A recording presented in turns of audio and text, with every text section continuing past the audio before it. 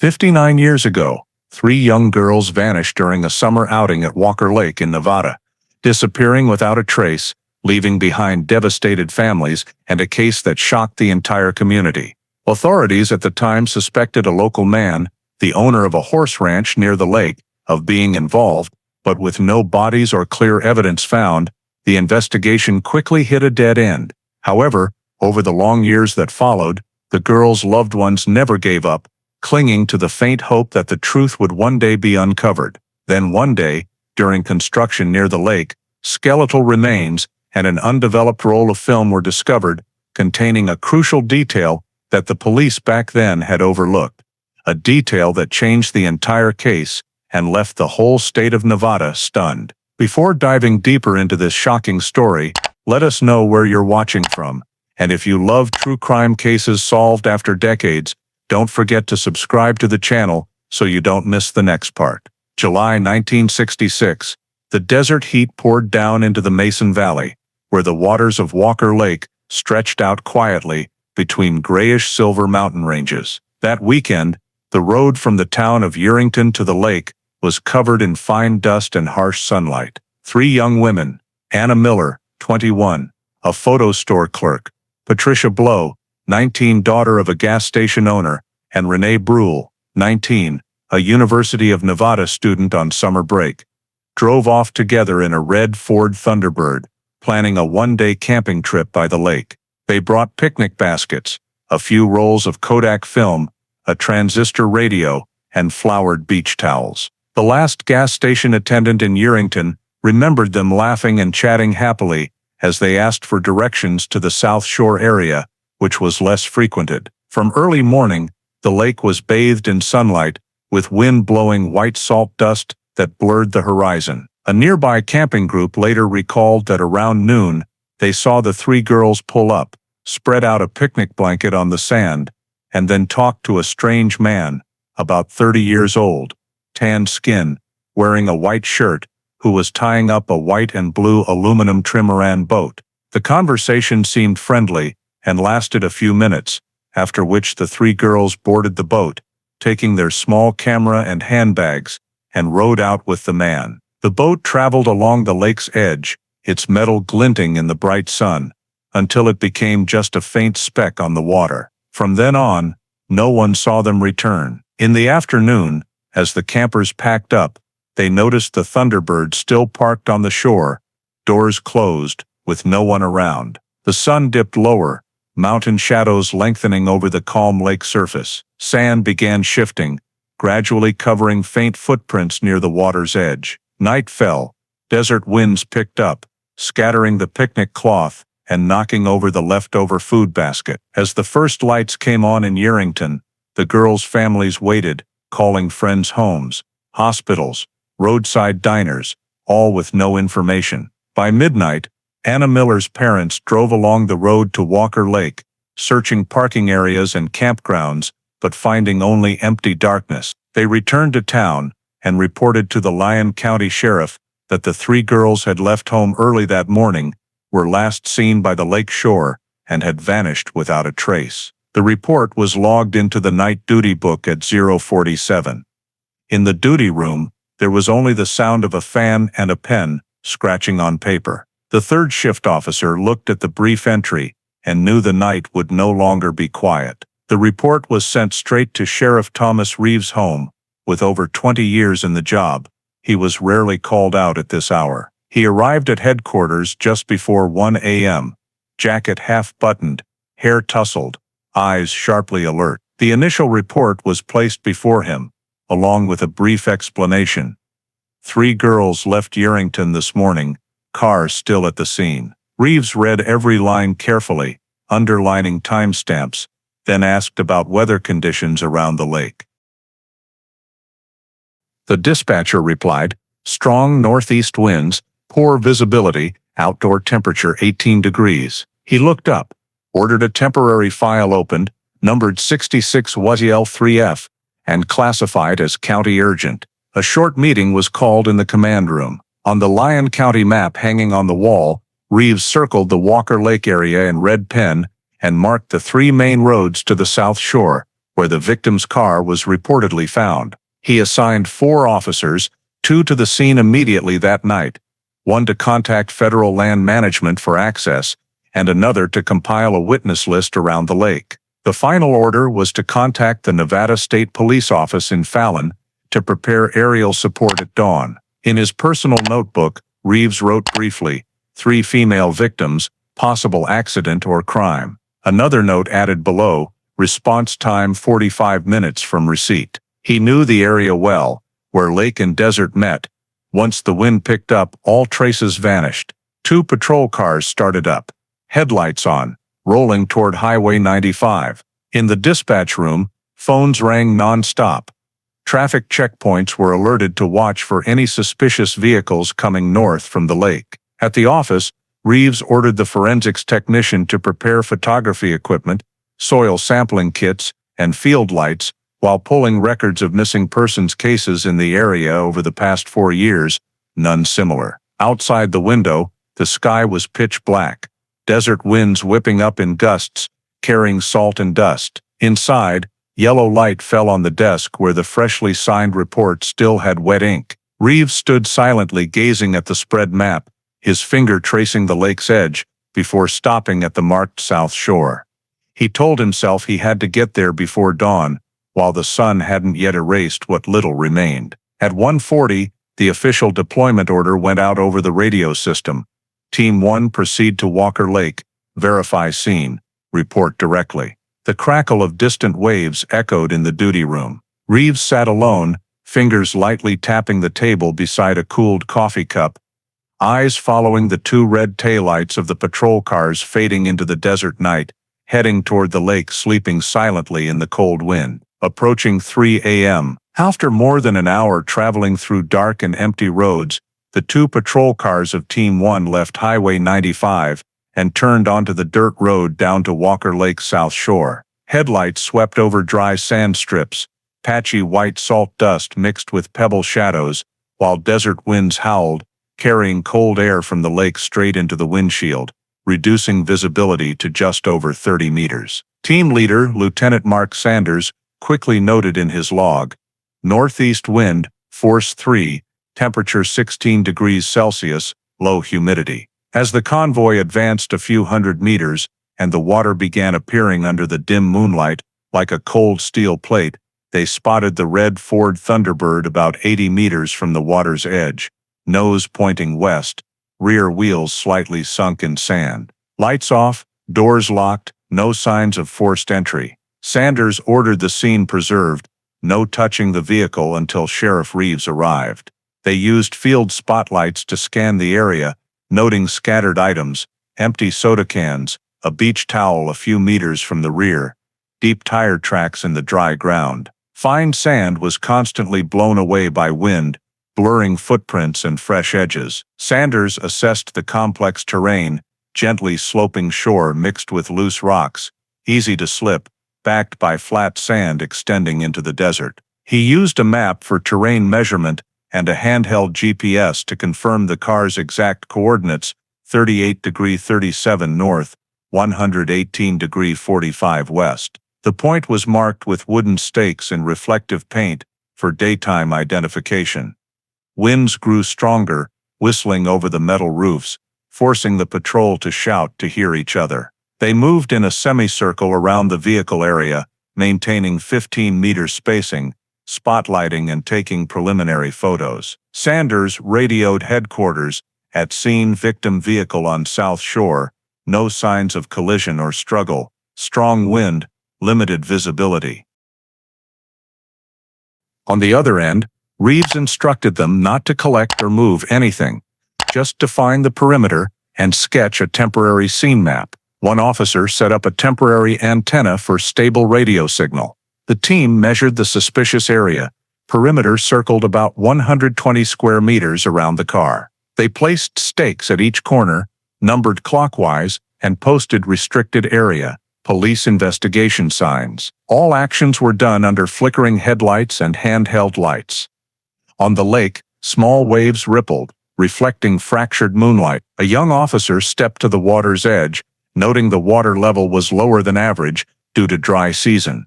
Hard mud bottom, no slip marks. Winds intensified, layering white dust on the car roof, making everything feel erased by time in minutes. Sanders completed the initial survey at 3:47, finishing a hand-drawn scene sketch with weather, terrain, and vehicle notes. Before leaving the shore, he took 3 panoramic photos, one close-up of the front, then sealed the film roll. A quick report was drafted via radio and faxed to headquarters.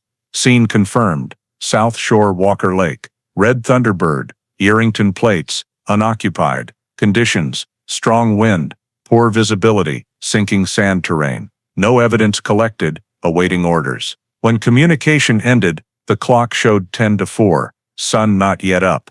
The entire area, immersed in the silvery gray of approaching dawn. Sanders signaled the team to temporarily withdraw to higher ground, awaiting further instructions. Behind them, the red car sat motionless in the sand, dusted white and faint, alone in the wind howling through the vast lake basin.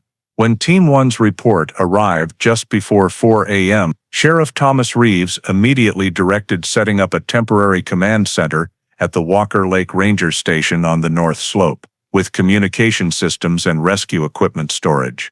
The technical team quickly erected 2 tents for coordination office and information intake, running backup power lines from the ranger station for generators and lights. Within an hour, the entire South Shore was cordoned off with reflective tape, warning signs posted along access roads to block locals and reporters. From Fallon, a Nevada State Police observation helicopter was dispatched to arrive at dawn for aerial survey of the lake and surrounding land. Reeves stood by his command jeep, map spread on the hood, marking 3 main search zones in Penn Zone 1, South Shore where the car was found.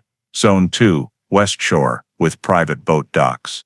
Zone 3, dry sand strip toward Highway 95, where wind might have erased movement traces. He assigned Lieutenant Sanders to the South Shore, Lieutenant Harris to the West Shore, and local volunteers to check adjacent sand areas. The 3 groups operated in parallel, reporting to the center every 2 hours via radio. A convoy of 5 off-road vehicles arrived from Yerington Fire Department, carrying divers, rescue personnel, surface sonar equipment and scene filming cameras. As the sun rose over the eastern mountains, first light hit the lake, the helicopter completed its first pass over the search area, sending back panoramic photos: calm lake surface, no floating objects, light streaks, reflecting a pale ash sky. Reeves received the photos, ordered enlargements to mark suspicious terrain changes or unusual waves. He placed the first photo on a folding table in the command tent, comparing it to the map and overnight wind direction,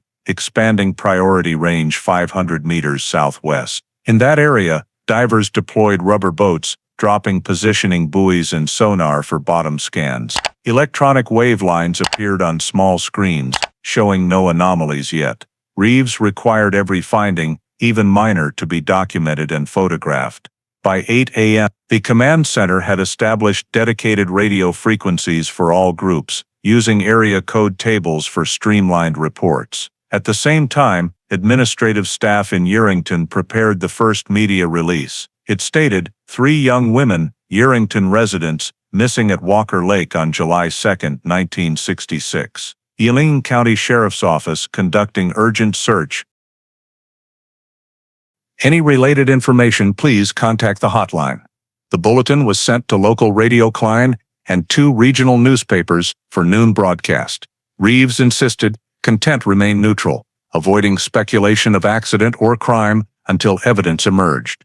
At the scene, he reviewed each team's activity logs, ensuring consistent marking, photography, and coordinate recording. A West Shore Jeep reported multiple tire tracks near an old dock. He noted it for follow-up. The atmosphere was tense.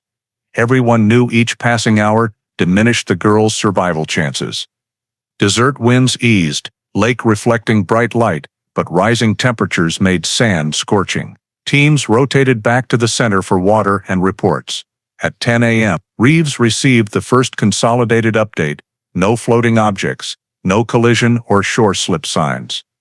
He noted temporary conclusion in the command log: scene stable. Search continues, expanding west and south sand.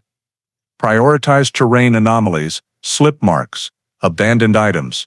Finishing, he looked out at the lake, sunlight blanketing the water deceptively calm, and signaled the helicopter for the day's second survey flight. At noon on the same day, while the search operation was still ongoing on the lake surface, the temporary command center at the Walker Lake Ranger Station received the first two witnesses brought in by the patrol team. A couple who had been camping the night before, and the manager of the gas station in Silver Springs, where the three girls were believed to have stopped on their way to the lake. Sheriff Reeves personally took their statements in a small room, temporarily set up with soundproof tarps. The man from the camping group, in his early 40s, said they had arrived at the lake the previous morning and set up their tent about half a mile from the South Shore area. Around midday, while they were starting a fire to cook, they saw a red car pull up near the water's edge, and three young women got out, carrying a camera and a picnic basket.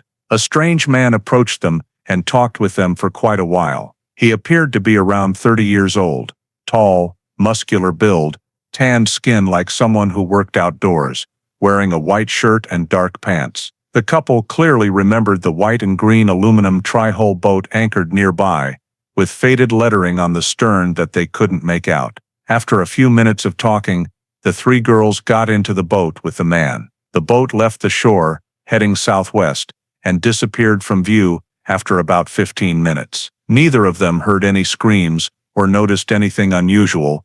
They only saw the wind picking up stronger and whitecaps forming on the lake. When asked why they hadn't reported it sooner, the woman in the camping group said they assumed the three girls were friends with the man and saw no reason to suspect anything. Reeves recorded the entire statement, noting the last sighting time as around 12 o'clock noon, with intense sunlight and level 2 winds. He then moved on to take the statement from the Silver Springs gas station owner, a middle-aged man named Douglas Harlow. Harlow confirmed that the previous morning, around 9 a.m., the three girls in a red Thunderbird stopped at the station to fill up the tank and buy drinks. He remembered it clearly because they asked for directions to the south shore of Walker Lake and also inquired whether boats could be rented there. Harlow told them that the shore was rarely visited, with only a few private boat owners occasionally mooring there. One of the three girls, he guessed the oldest, wrote down the directions on a small map.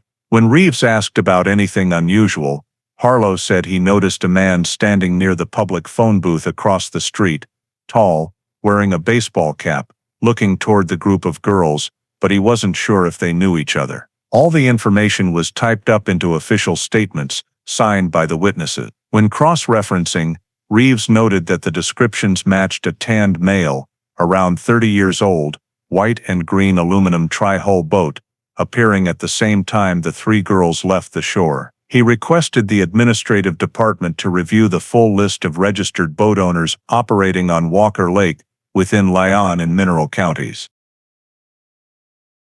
The list was forwarded from the Nevada State Fish and Game Office that afternoon, including 17 private boat owners and 3 small rental operations. Reeves marked the names with boats matching the type or color described by the witnesses, totaling 7 cases for verification. He sent an urgent telegram requesting the administrative team to reorganize the list by residence area and boat type for easier comparison. The first 3 cases were quickly eliminated. 2 individuals were currently working out of state, and 1 hadn't used their boat since the previous year. That left 4 individuals with registered aluminum boats regularly operating around Walker Lake and the Hawthorne shore. Among them, 1 name caught Reeves's attention: Frank Largo, male, 43 years old, veterinarian, residing in the suburbs of Hawthorne, about 30 miles south of the scene.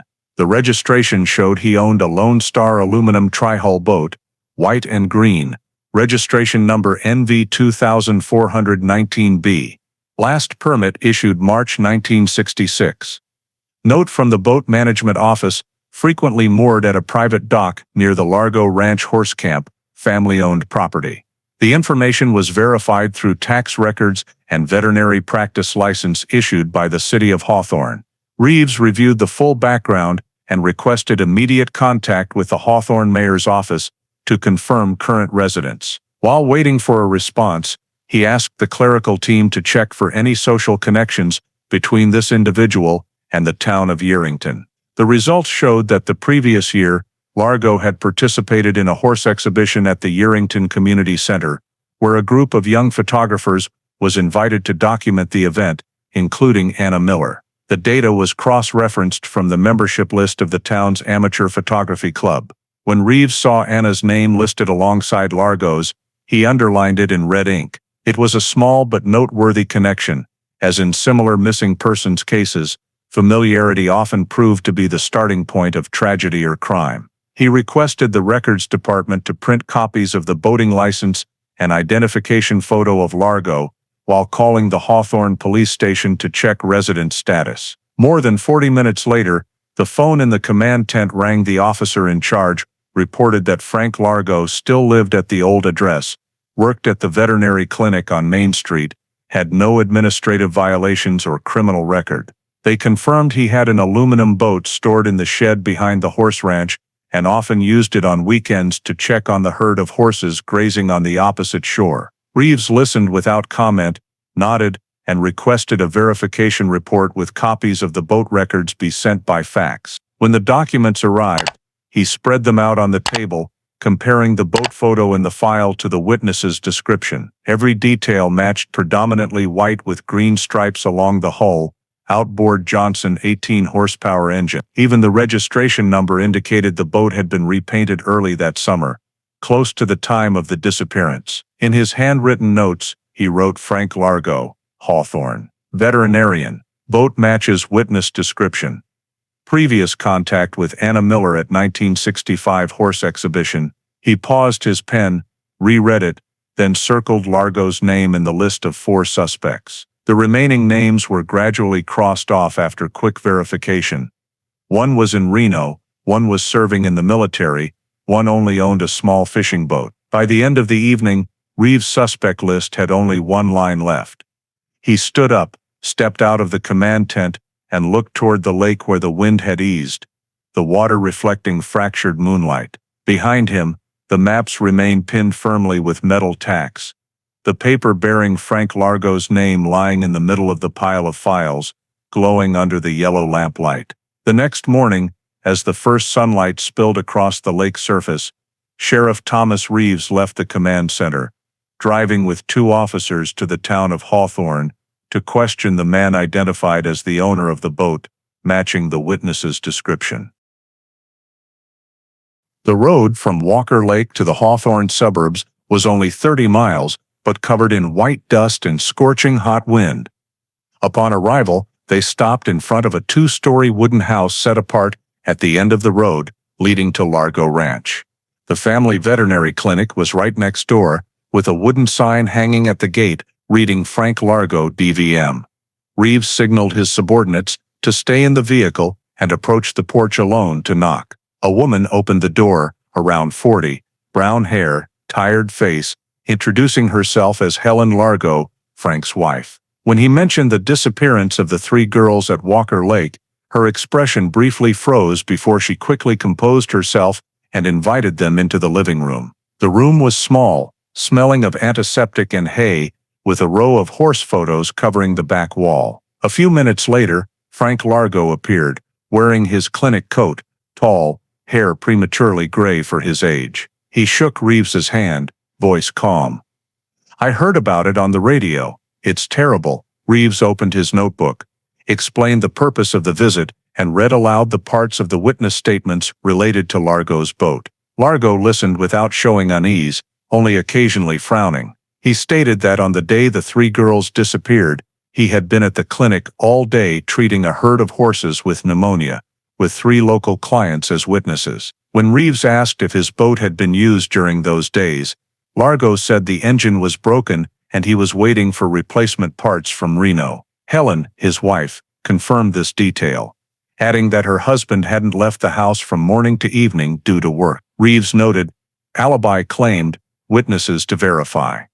He then requested permission to see the shed where the boat was stored. Largo led him to the backyard, unlocking the shed door with a key from the rack. Inside, the white and green aluminum tri-hull boat sat on wooden supports, lightly dusted, outboard engine detached, mechanical tools scattered around. Reeves walked around it, took 3 photos, and recorded the registration number NV2419B, matching the file. No unusual traces found. Back in the living room, he asked one last time about any connection between Largo and Anna Miller. The man nodded, saying he had met her at the Yerington Horse Exhibition the previous year when she was photographing for the local photography club, but denied any further contact.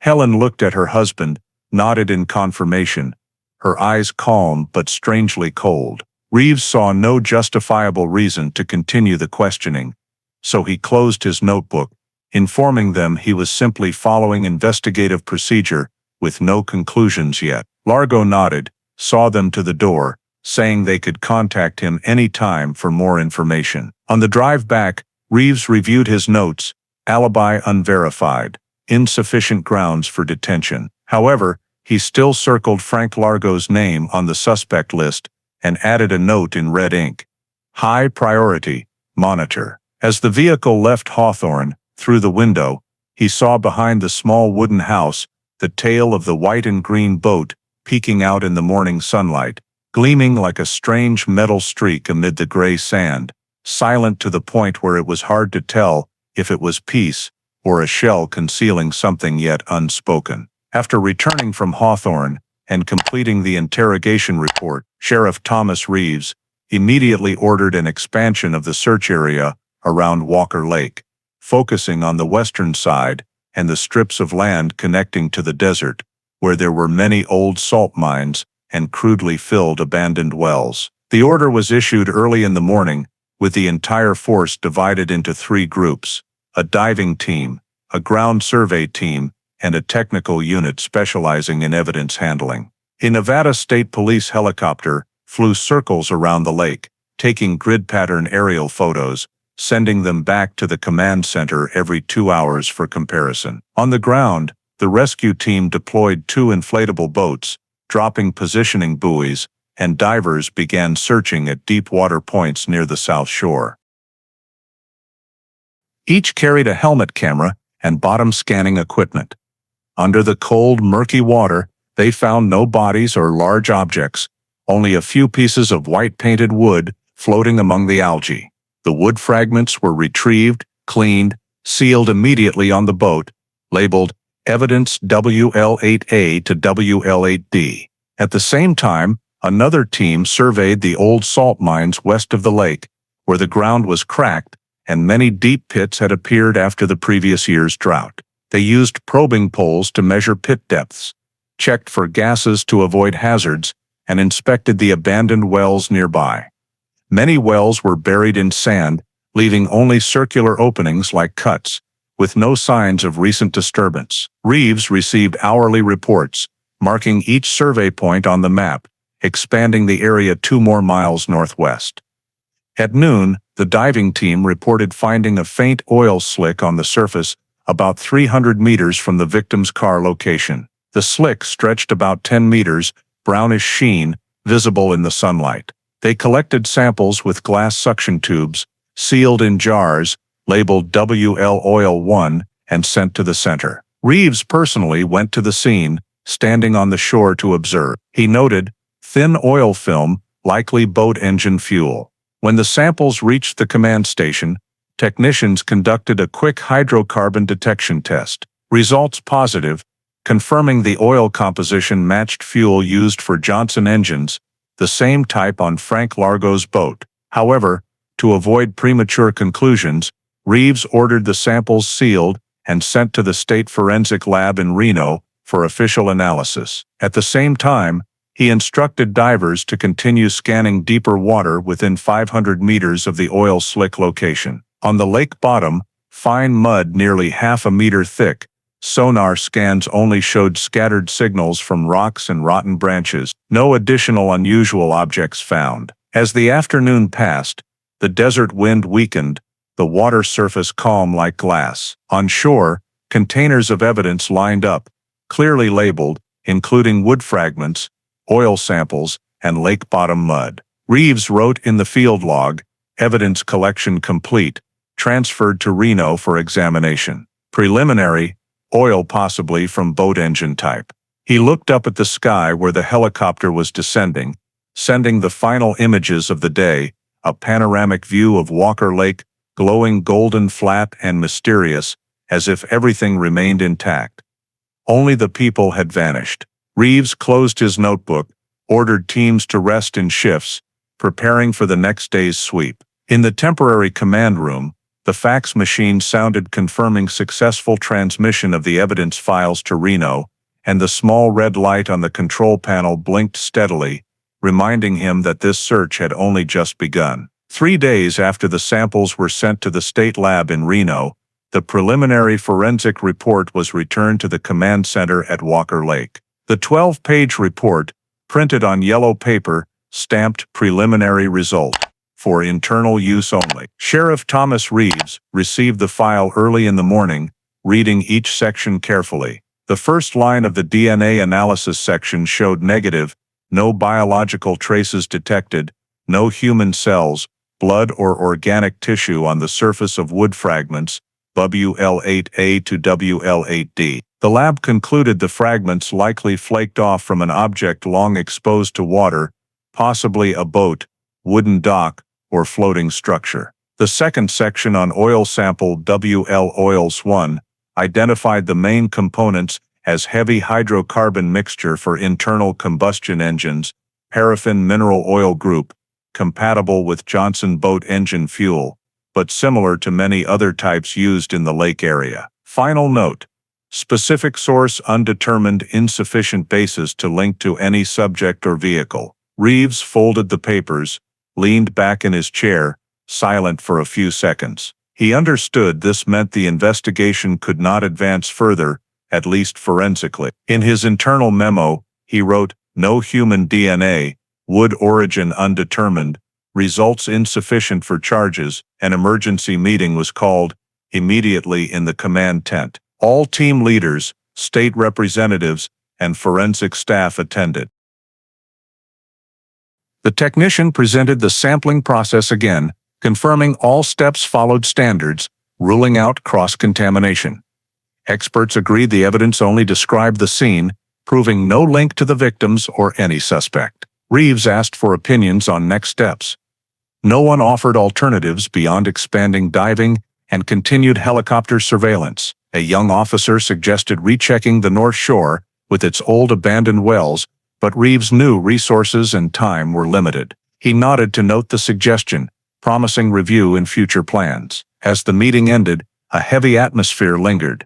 Outside, desert wind rose, sand swirling around the evidence containers beside the tent. That afternoon, Anna Miller's family representative, along with Patricia's father and Renee's mother, arrived at the command center. They were allowed to review the summary of forensic results. The oldest woman, Renee's mother, read it and burst into tears, repeatedly asking if police believed her daughter was still alive. Reeves did not answer, only saying the search was not over. He watched them sign the receipt acknowledgement, then added his own signature below. On the page, the final typed line read clearly, "At family request, search operations to continue for an additional 7 days." As they left, Reeves stood watching through the tent door, seeing their figures blend into the glaring desert sun, shrinking amid white dust streaks. In his notebook, he added one final line for the day: "No evidence, no leads. Families refuse to accept stop."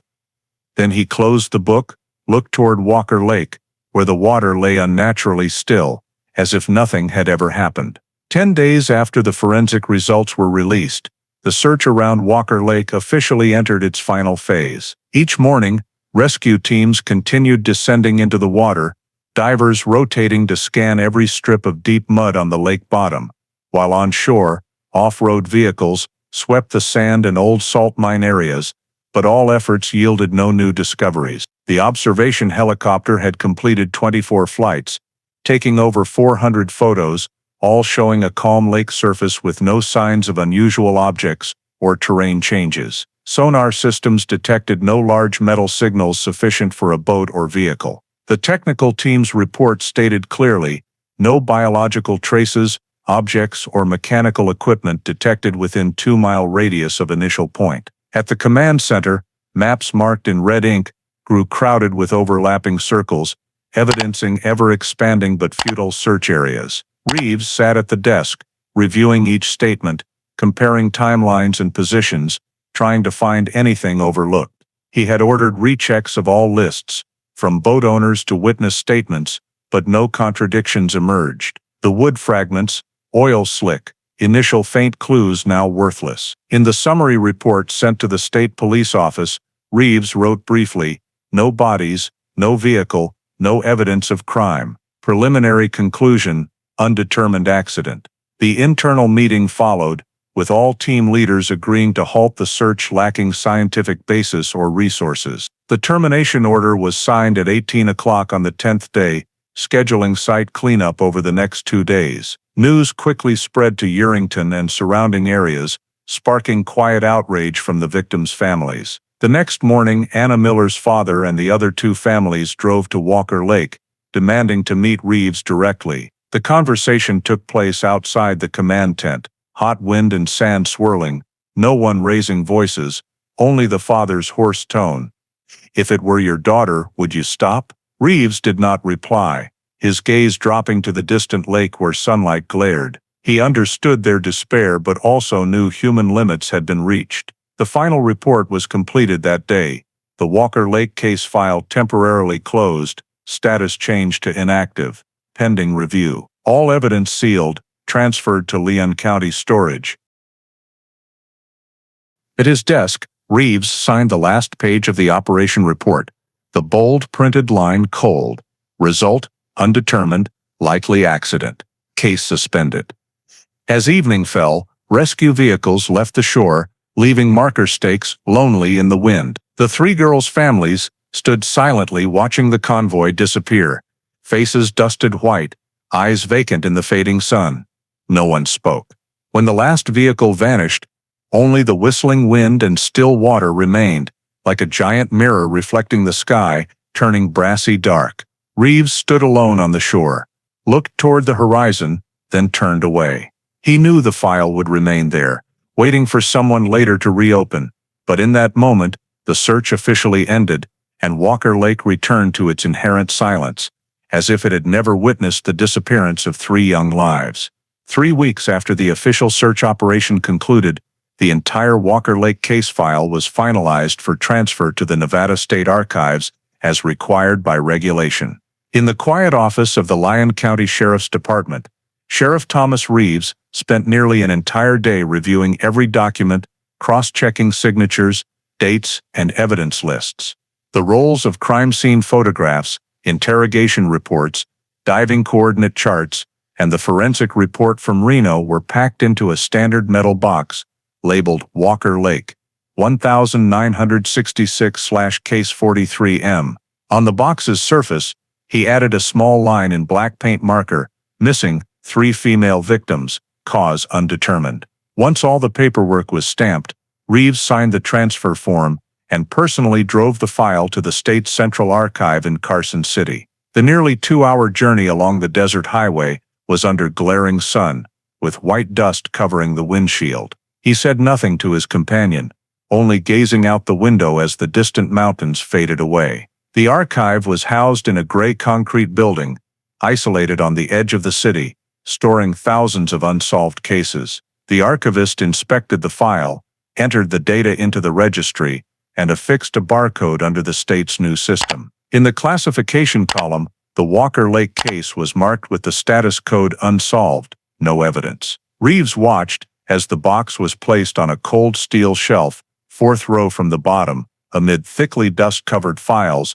before the metal door closed with a soft click. He signed the receipt one last time, at 15:22 on July 26, 1966. The final receipt was kept at the Lyon County office, confirming case temporarily closed, no evidence of criminal activity, no bodies or vehicle recovered. As he left the building, Reeves paused on the steps, taking a deep breath of the dry, hot Nevada summer air. In his mind echoed only the wind blowing across the empty lake and the image of the 3 names printed on the file cover. He knew his duty had been fulfilled according to procedure, but the feeling that something was missing lingered like the relentless desert wind. As the car pulled away from Carson City, The afternoon sunlight stretched long across the road, reflecting off the metal dashboard clock, where the words Walker Lake, 1966/Case 43M, remained deeply etched in his mind, like a seal not easily erased. After the Walker Lake file was transferred to the State Archive, there were no new developments, but for the families of the three girls, nothing could truly be closed. In the following years, they continuously sent petitions to the Lyon County Sheriff's Department, the Nevada State Prosecutor's Office, and even the Governor's Office, requesting the case be reopened or at least additional searches conducted. The handwritten or typed letters, accompanied by photos of their daughters, were sent regularly once a year, always ending with the same plea: please keep looking for them.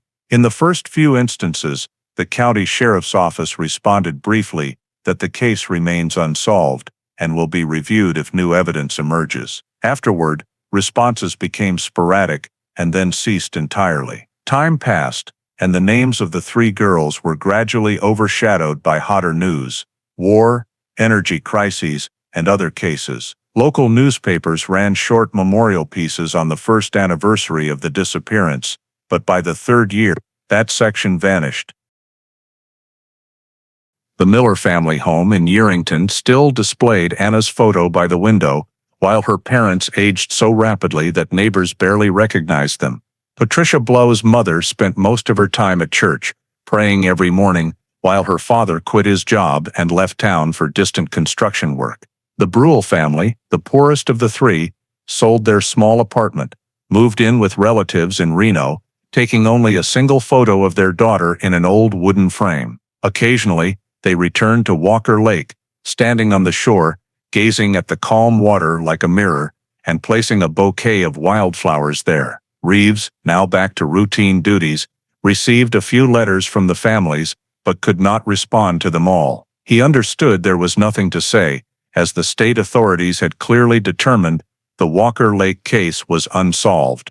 No evidence, lacking sufficient basis for additional investigative funding. In internal meetings, when the backlog list was mentioned, the name Walker Lake appeared for only a few seconds before being passed over, with no further discussion. Gradually, the younger generation in town knew the story only through their parents' accounts, vague like a sad legend of three girls swallowed by the lake. 10 years later, upon Reeves' retirement, he sent a final letter to the state office with a recommendation: keep the file open in case of future scientific advancements.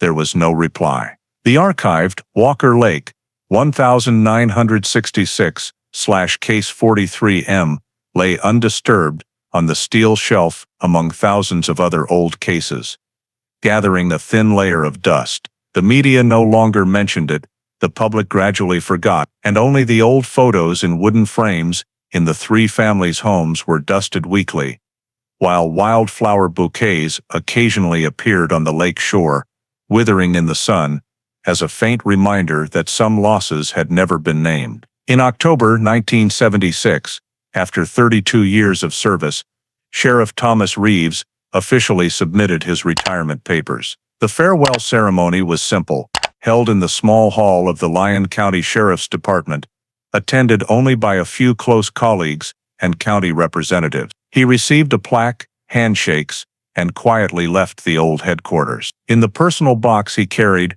were just a few items: a photo of Walker Lake and a copy of the Case 43M file he kept as a professional memento. From then on, Reeves lived reclusively in Fallon, occasionally writing short articles for local police magazines about desert investigation experiences. He no longer mentioned the Walker Lake case. If someone asked, he would only smile and say, "Some answers lie at the bottom of the water forever." That same year, the Largo family quietly left Hawthorne.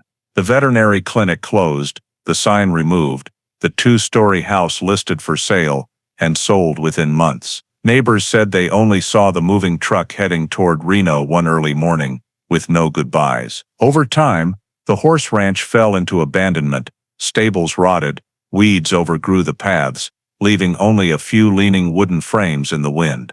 Hawthorne gradually developed. Those who knew the Largo family moved away, and the name faded into oblivion. like an old news snippet no one recalled. In the Carson City Archive, the Walker Lake 1966/Case 43M file remained on the fourth shelf, thick with dust, papers yellowed. A new archiving system was updated in the early 1980s, but Walker Lake was not prioritized for digitization due to lack of evidence and no assigned investigator. Archive staff only added a barcode and moved the box to the inactive records pre-1970 section. Each year during inventory, the supervisor noted no new updates, maintained status. Meanwhile, those once involved in the case gradually retired or passed away. The entire town of Yerington changed, new paved roads, growing residential areas, while the Walker Lake shore remained desolate, visited only by passing tourists. By the late 1980s, the younger generation in Lyon County barely knew of the disappearance of 3 girls that had once shocked the region. Newspapers no longer kept printed copies, and only occasionally, at retired officers' gatherings, was Walker Lake mentioned as an example of a case with no way out. Reeves, now elderly, lived alone in a small house, maintaining his habit of reading the morning paper and noting new missing persons cases. He wrote in his final notebook, "Some cases never close. They are simply swallowed by time." And indeed, the Walker Lake file gradually vanished from collective memory, buried deep in the dust of the next 3 decades, where witnesses scattered, traces faded, and old questions no longer had anyone patient enough to repeat them. On the morning of April 12, 1999, construction to expand State Route 95A from Hawthorne North to the Walker Lake area began after more than 2 decades without new projects. Workers from the Nevada Department of Transportation started excavating the foundation soil along the western shore of the lake, in what was once an abandoned sandy area, rarely visited. Around 8 o'clock, while operating an excavator, a worker named Miguel Torres spotted strange objects emerging from the dark soil, long curved bone segments mixed with mud and sand. At first, they thought they were animal bones, but as another thin layer was removed, a skull shape became clear, prompting the crew to stop. The site supervisor immediately notified the Mineral County Sheriff's Department, as the discovery was near the boundary between the 2 counties. Within an hour, the area was cordoned off, and the Nevada State Forensic Team arrived from Carson City. As excavation expanded, they uncovered 2 more skeletons, no more than 3 meters from the first, aligned parallel, buried about 70 centimeters deep. The surrounding mud was dry and hard, with no signs of animal disturbance, indicating the bodies had been buried in moist soil long ago before it dried. Each bone fragment was numbered, placed in specialized bags, labeled WL99/H1, H2, H3. Nearby, technicians found a 12 centimeters glass syringe with a rusted needle and deteriorated rubber cap, 3 scattered silver metal buttons, and a bent aluminum frame resembling part of a folding chair. All were sealed and transferred to the State Forensic Lab for examination. The current Lyon County Sheriff, David Knoll, arrived that afternoon and requested inter-county coordination, as the site was within the area searched during the 1966 disappearance. He immediately contacted the Nevada State Archive to retrieve old files and located the case code Walker Lake 1966/Case 43M. Noting the location and description match, Knoll ordered a new file opened, designated Walker Lake Cold Case 99-01, with the note, "High probability related to 1966 disappearance of 3 female Yerington residents." At the Carson City Lab, forensic experts began analysis. Initial reports indicated the 3 skeletons were female, aged 18 to 22, average height 1.60, 1.70 m, with no post-mortem fractures and intact teeth. Mineralization and decomposition levels suggested death in the late 1960s, with an estimated error of 5 years. Certain pelvic and spinal details indicated the individuals may have been buried face down. No clothing or personal items were found, except the 3 metal buttons, likely detached from decomposed garments. The lab conducted laser scans, reconstructed skull images, and sent them to the Nevada Investigation Division's Identification Unit. Simultaneously, soil samples from the 3 sites were compared with lake sediments to determine if the bodies had been moved from elsewhere. Results showed matching salinity and particle structure, confirming burial near the lakeside, not transported. Analysts also examined the glass syringe. Under microscope, dried brown liquid residue at the bottom was sent to the chemistry lab for identification. At the temporary command center in Mineral County, news of the discovery spread quickly. Local media reported immediately, with many reporters arriving at the site, forcing police to set up security barriers. Public speculation arose that this was the resolution to the mystery from over 30 years prior. Sheriff Knoll held a brief press conference, confirming the discovery of 3 female skeletons, but refusing to confirm identities or link to the 1966 case until DNA results. He emphasized, "We are treating this as an independent case until proven otherwise." In the report to the state office, the first line read, April 12, 1999. 3 human skeletons discovered at Route 95, a expansion site, Walker Lake area. Suspected unnatural burial, long-term. In the notes section, Knoll added by hand, possible relation to case 43M, requires confirmation. The temporary evidence box containing the 3 bone bags, syringe, buttons, aluminum fragment, and soil samples was transported that night to the Carson City Forensic Lab in a specialized vehicle, sealed in 3 layers.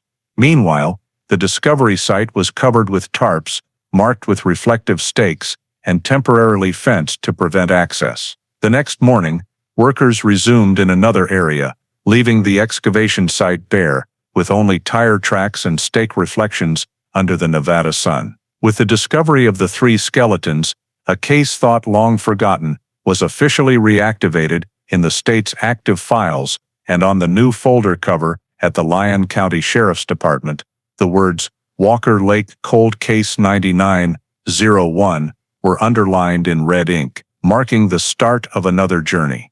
Forensic examination in Carson City lasted over 2 months. Bone samples from Walker Lake were transferred to the Nevada State Biology Lab for DNA analysis, but results were disappointing. The initial report sent to Sheriff David Knoll in late June 1999 stated that bone tissue decomposition was too advanced, with marrow almost fully mineralized due to the desert's dry heat, making nuclear DNA extraction impossible. The lab tried 3 methods: traditional phenol chloroform extraction, PCR amplification, and finally mitochondrial DNA recovery, but none yielded strong enough signals. The technical report noted, no viable DNA sample obtained, recovery probability under 10%. This meant identifying the 3 individuals via molecular biology was not possible at the current stage. Forensic experts shifted to isotope analysis and anthropometric comparisons. Results confirmed North American origin, biological age 18-22, average height 1.62, 1.68 nem, with dental and cranial features, suggesting Caucasian ethnicity. All details matched the 1966 disappearance file descriptions, but were not conclusive proof. The chemistry lab's follow-up report identified the dried liquid in the syringe as a mixture of ether and lidocaine, an anesthetic used in human and veterinary medicine in the 1960s, now discontinued. This led investigators to note possible involvement of medical procedure or individual with medical expertise. However, no evidence contained viable biological traces, and all data remained descriptive. Ultimately, all bone samples, evidence, and analysis data were stored in the forensic lab's cold storage, labeled WL9901, and sealed in 3 layers. On July 9, 1999, the Lyon County Sheriff's Department requested integration of anthropometric data and case files into the National CODIS Identification System for long-term storage, awaiting future technology for ancient DNA recovery. Technical files, including skull scans, morphological indices, coordinates, and scene descriptions were digitized and entered into the federal database. In the transfer record, the final note stated, Walker Lake Cold Case 9901, archived pending re-examination, identities undetermined. That same day, the Nevada Investigation Bureau officially notified the department the case was labeled cold case, meaning investigation suspended due to lack of evidence and no active suspects. The short press release stated, remains discovered at Walker Lake confirmed as female, approximately 20 years old, no viable DNA data. Authorities will preserve evidence for future analytical technology. After the meeting, Sheriff Knoll carefully filed the report copy, affixing a red cold case, do not destroy stamp. In the small Yerington office, the thick file was placed on the shelf with hundreds of other unsolved cases. The cover clearly read Walker Lake Cold Case 9901. Unidentified female remains. News of the discovery gradually faded from local newspaper front pages. That summer passed, the Route 95A expansion was completed, the excavation site leveled and paved, leaving only a small temporary police sign by the roadside. Former investigation site, no entry. In the final report to the state office, Knoll wrote a brief conclusion, no further progress, long-term archive. Case cannot be closed, but no longer open. Those dry words closed the summer of 1999, when Walker Lake's past and present were once again buried under the dust of time, along with 3 people who were never properly named. In August 1999, just a few weeks after the Lyon County Sheriff's Office officially labeled the Walker Lake 999001 case a cold case, the Nevada Gazette published a 2-page feature article written by freelance reporter Helen Marston, with a prominent headline, 3 Mysterious Skeletons at Walker Lake, Ghosts from 1966 Return. The article quickly captured the attention of readers across the state. Helen, who was born in Yerington, had heard her mother talk about the disappearance of 3 young women that year, and she dug up old newspapers, interviewed local residents, and even spoke with a few former officers who had participated in the search operation. In the piece, she described in detail the discovery of the remains, listed the similarities with the old missing persons case, the number of victims, gender, age range, and geographic location, and posed the question of whether Walker Lake had kept it secret for more than 30 years. The article appeared at a time when the tourist season was sluggish, prompting regional media to heavily cover the story, from small radio stations to evening news programs. Within days, the phrase Walker Lake Cold Case was appearing across Nevada newspapers. Elderly residents in Yerington and Hawthorne began recounting a story they thought had been forgotten. Some old families came to the newspaper office, bringing faded photos of the 3 girls, postcards, and clippings from 1966. Local radio stations opened call-in segments for listener stories, with many callers saying they had passed by the lake on the day of the disappearance, or had seen a man with an aluminum boat matching the description. Reporter Helen Marston was invited for interviews on state television, where she emphasized that this is not just a story about 3 missing girls, but about how collective memory can be buried under the dust of time. The media heat forced the Nevada State Police to hold an internal meeting by the end of the month. Media reports tallied more than 40 articles and 8 broadcast segments in 2 weeks. The public continuously sent letters and made calls demanding the case be reopened. Under public pressure, the director of the State Investigation Bureau, Carl Jenkins, ordered the Forensics Department to review all files on Walker Lake Cold Case 9901 and assess the possibility of retesting DNA samples with new technology. A team of investigators was dispatched to Lyon County to re-examine the old crime scene and re-interview any surviving witnesses. Meanwhile,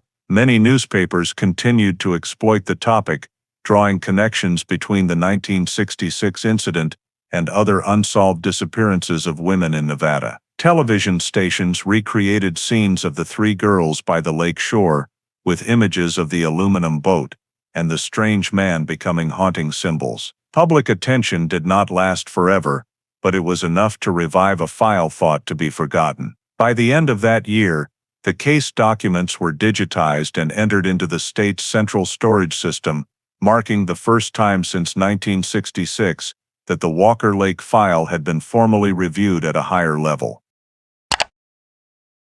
In the report sent to the governor, the State Investigation Bureau noted, "Public and media interest requires us not to overlook the possibility of reevaluation.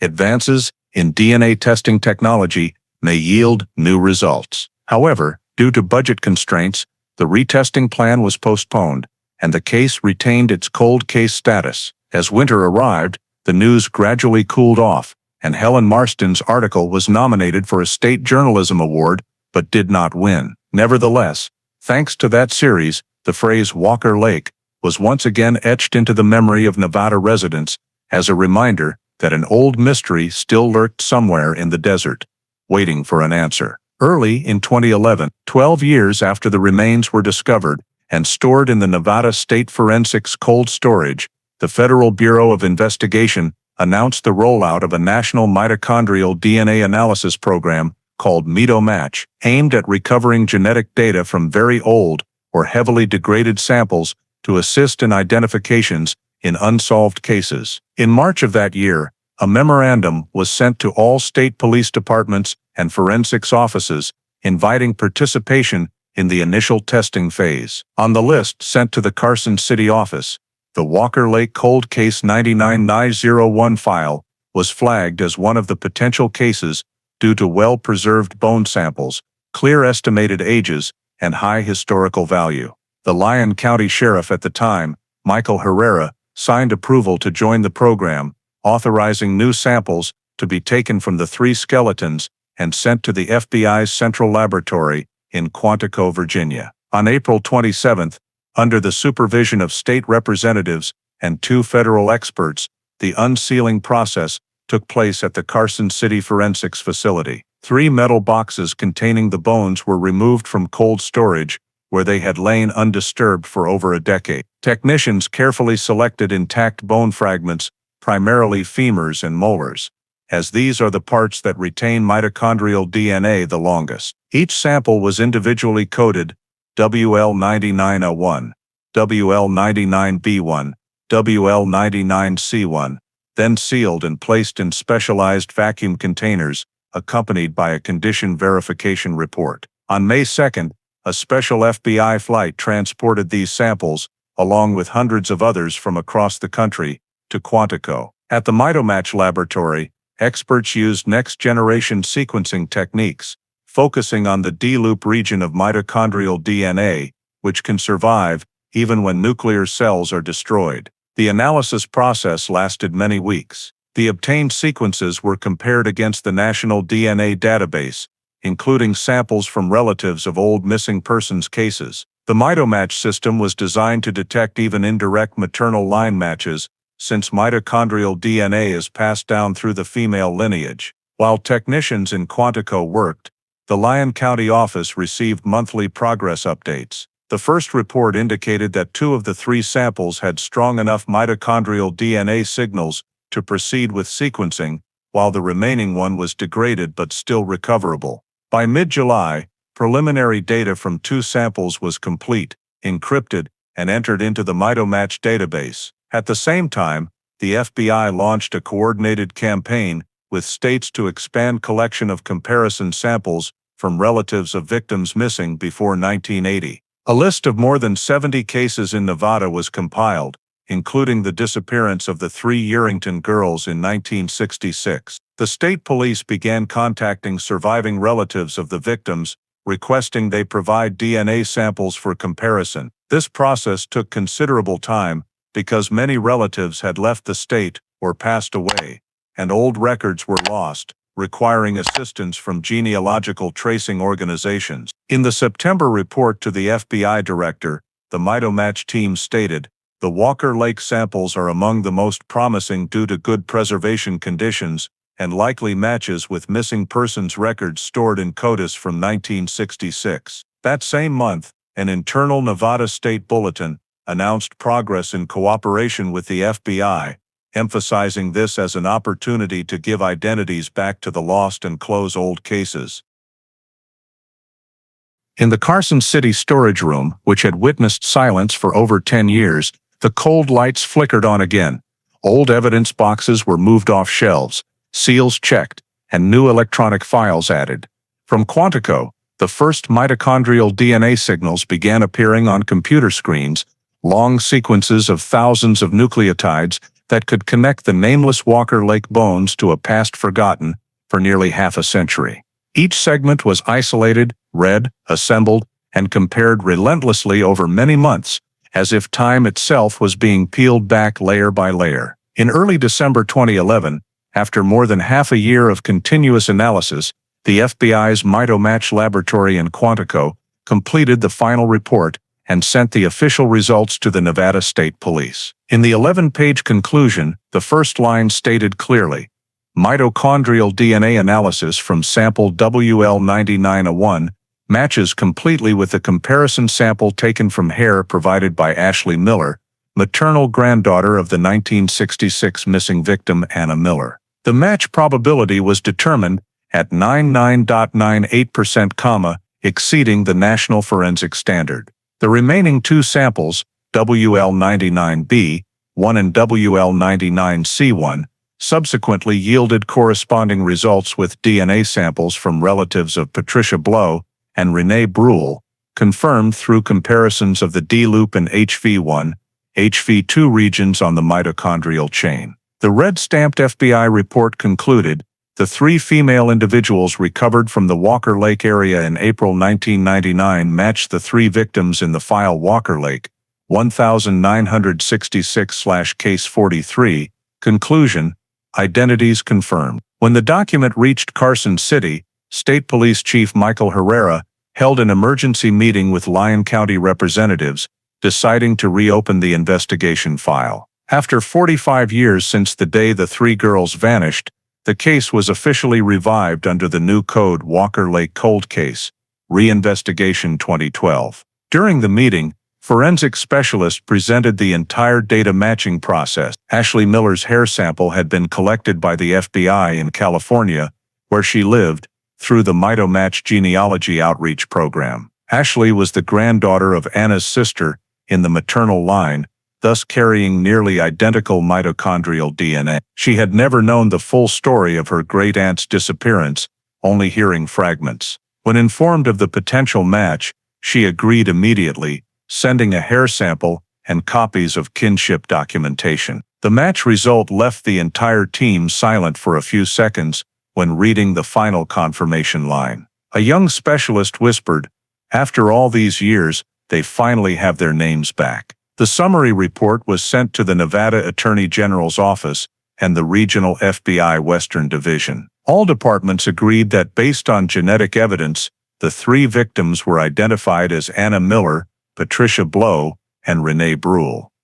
The three women who disappeared at Walker Lake in July 1966. That same day, a short press release was drafted in Carson City, stating only, "The Nevada State Police confirms the identities of three female individuals found at Walker Lake in 1999 using mitochondrial DNA technology. The case has been reopened for further investigation." The information was immediately picked up by local news outlets, drawing strong public attention. In Yerington, elderly residents who had witnessed the 1966 disappearance were stunned by the news. Some newspapers reused old photos of the three girls, placed alongside current images of Walker Lake, with captions, "After 45 years, they have been found." In Reno, Ashley Miller was invited to meet state police representatives to formally confirm the results. She cried when shown a copy of the black and white photo of the Ford Thunderbird, old evidence once belonging to her great-aunt,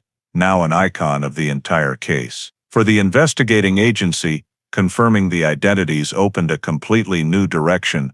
Old evidence could now be re-examined under modern forensic standards. In the first week of December, the Walker Lake Cold Case 99-01 file was moved from storage to the Special Investigations Unit, accompanied by all newly released DNA data. In the reactivation memo, Chief Herrera's final note was a single short sentence: "Victim identities are clear. The time for silence is over." From that moment, the Walker Lake case officially entered a new chapter, as the nameless bones now had names, and the unanswered questions from 1966 echoed once more through the halls of the Nevada State Police. Immediately after the DNA results were released, and the three victims' identities confirmed, the Nevada State Police held an emergency meeting to assign leadership for the full reinvestigation of the Walker Lake case. After 2 days of deliberation, the executive board unanimously appointed Detective Elaine Carter, 45 years old, from the Special Crimes Investigation Unit, as lead investigator for the file Walker Lake Cold Case. Reinvestigation 2012. Elaine had over 20 years of experience in the field, starting at the Reno Police Department before transferring to Carson City, known for being meticulous, principled, and skilled at interpreting old files in detail. During the official handover, State Police Chief Michael Herrera said briefly, "We owe those three girls answers." Elaine received the file on a cold morning in early January 2012, in the third-floor storage room of the department. On the table were two dusty metal document boxes containing hundreds of pages of reports, black and white photos, and old records from 1966 to 1999. She opened the first page and saw the handwritten note from former Sheriff Thomas Reeves, "Undetermined accident." Below was his scrawled signature, the ink half faded. Elaine turned each page, rereading witness interview transcripts, boat descriptions, suspect lists, and blurry crime scene photos. She made meticulous notes on every detail needing verification.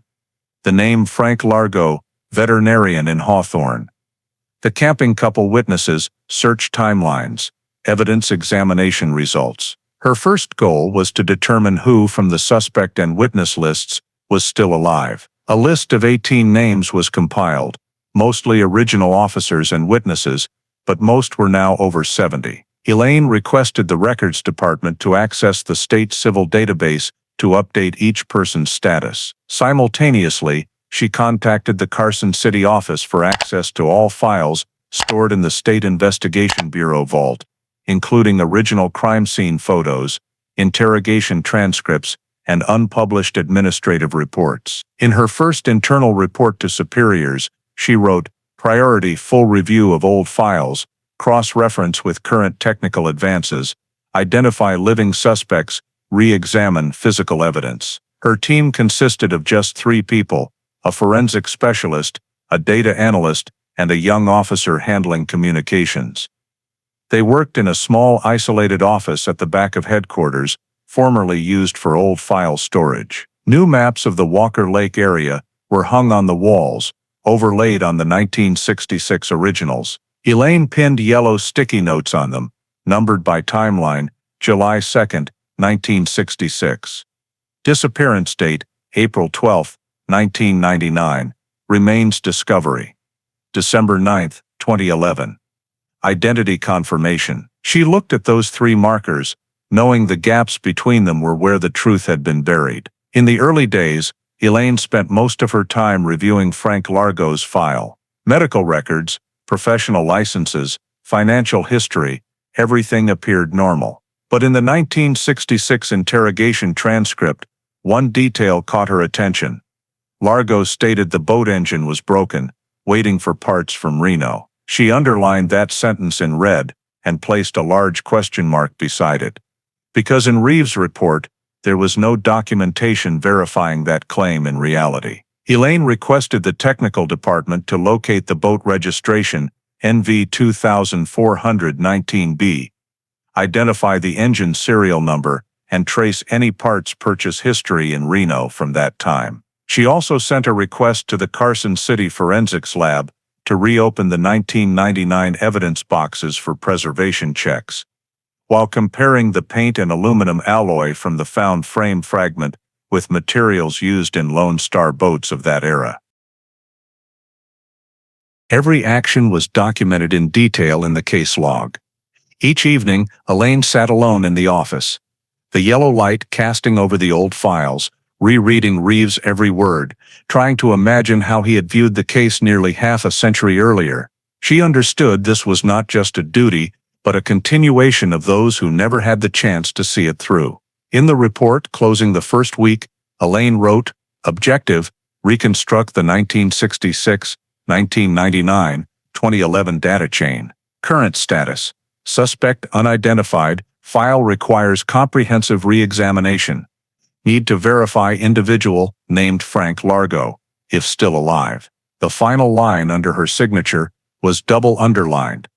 "Do not close until answers are found." 3 weeks after officially taking over the case, Detective Elaine Carter received special permission from the Nevada State Archives Office to directly access the Historical Records Vault in Carson City, where all original documents for Walker Lake 1966/Case 43M were stored.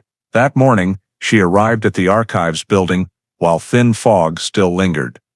The vault manager, Raymond Collins, led her through long hallways and rows of cold gray steel cabinets where tens of thousands of case files were organized by year. Stopping at the shelf labeled Pre-1970 Unsolved, he unlocked it and pulled out a large metal box, so thick with dust that gloves were needed to wipe it. On the lid, the black lettering, Walker Lake 1966/Case 43M, was still clear, though the ink had faded halfway. Elaine signed the checkout log, then carried the box to the dedicated reading room, which contained only a wooden table, a notepad, and surveillance cameras. When she opened the lid, she noticed the smell of old paper mixed with rust. Inside were 6 file folders, a tube containing topographic maps, and a small gray cloth bag. She began examining each item.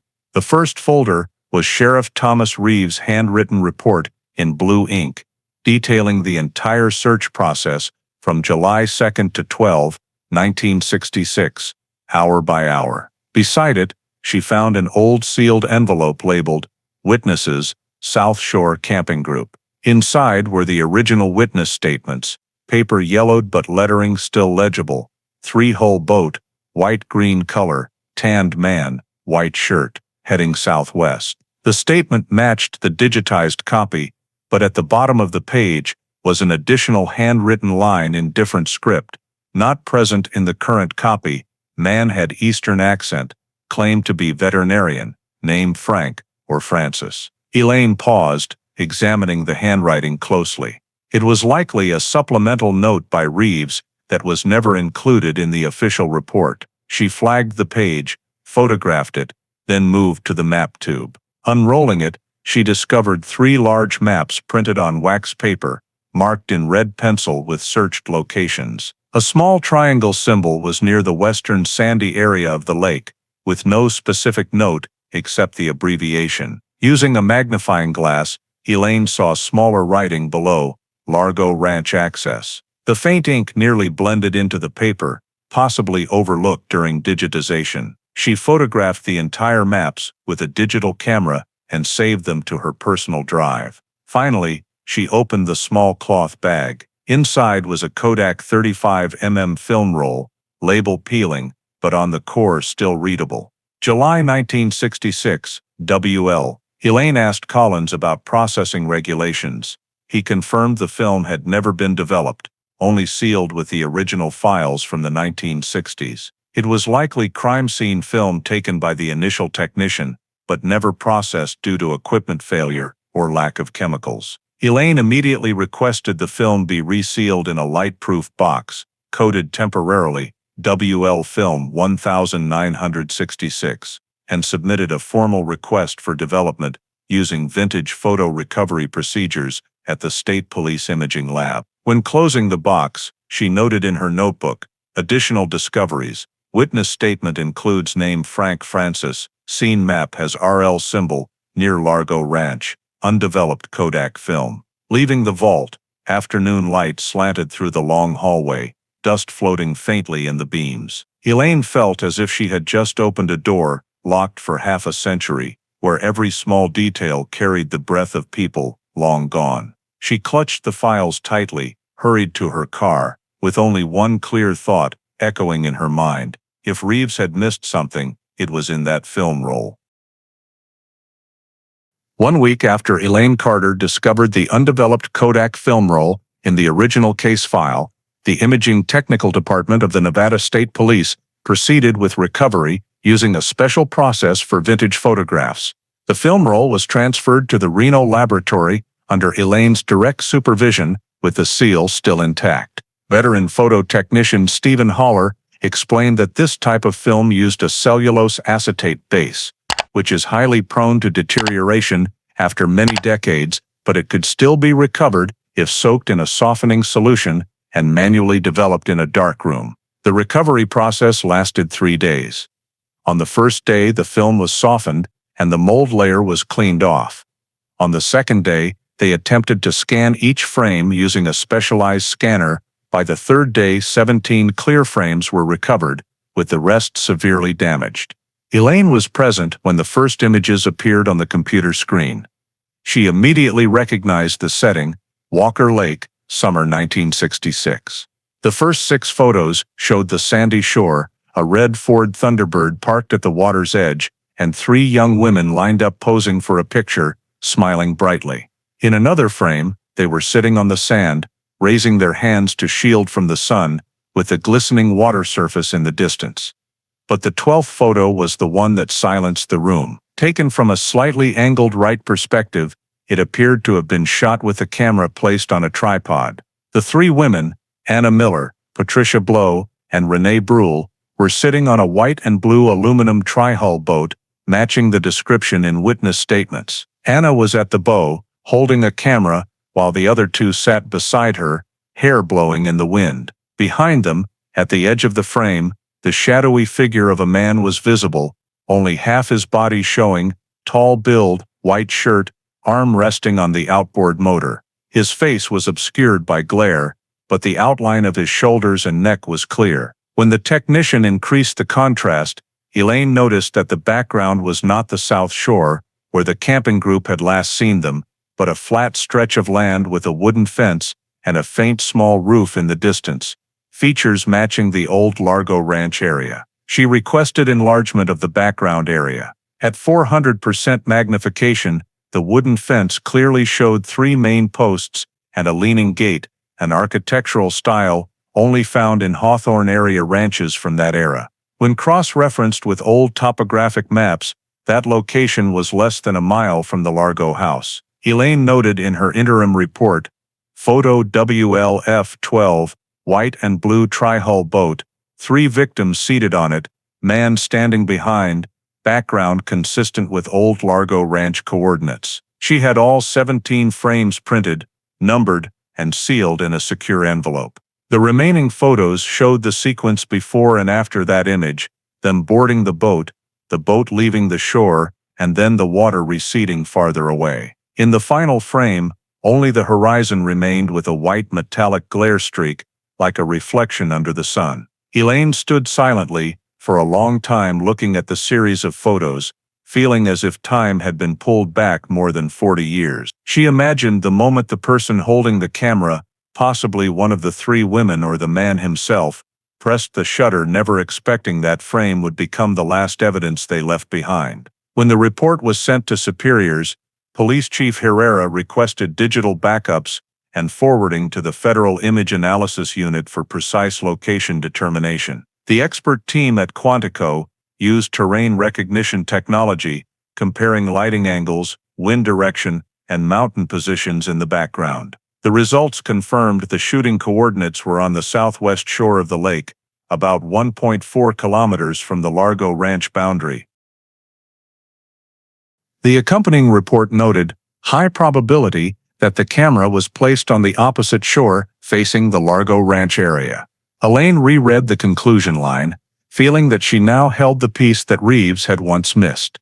The photo not only showed the 3 women were still alive after leaving the South Shore, but also proved they had appeared in the area near Frank Largo's home, the only man at the time who owned a boat matching the description. In the darkroom, the freshly developed photos hung drying on the line, the red light covering the thin film, gradually revealing the image of the 3 women on the boat, their smiles frozen forever in the moment before everything vanished. Elaine looked at them for a long time, then carefully placed them in the envelope, Handwriting the note, Walker Lake, 1966. They were here once. After successfully recovering the series of photos from the 1966 film roll, Detective Elaine Carter moved to the next step, re-verifying information about the only man ever suspected in the old file, Frank Largo. Using Nevada state administrative data, she accessed civil records and tax files for clues. The name Frank M. Largo appeared on the Reno resident list, address in the western suburbs, listed age 83. Records showed he had retired in 1989, previously registered as a veterinarian in Hawthorne, with his license expiring in 1985. A sidebar note confirmed his wife Helen Largo died in 2005 from heart disease, buried at Mountain View Cemetery in Reno. Elaine requested the Vital Records Office to provide all medical records, professional licenses, and related tax reports for the Largo Clinic in the 1960s. 3 days later, a nearly 200-page file was delivered to her desk. Among the yellowed pages,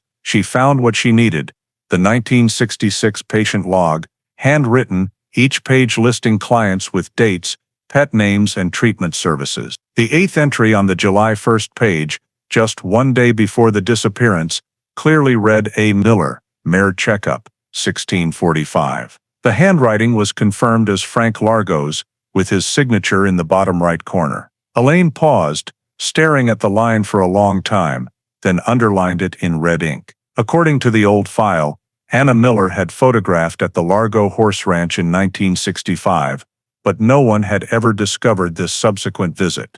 That evidence proved they still had contact close to the time the three women disappeared. Continuing the review, Elaine noted that Largo's clinic at the time operated within the ranch grounds, only 1.4 kilometers from the location of the final photo. Another document, an invoice for Johnson Outboard Motor Parts dated June 25, 1966, showed Largo had purchased a new propeller set, completely contradicting his statement that his boat was broken in early July. Elaine requested the finance department to verify the supplier, confirming the invoice was valid, with receipt signed by Largo himself. In her internal report, she wrote contradiction between 1966 statement and parts purchase records, requires field cross-verification. She continued searching for data on the suspect's current residence.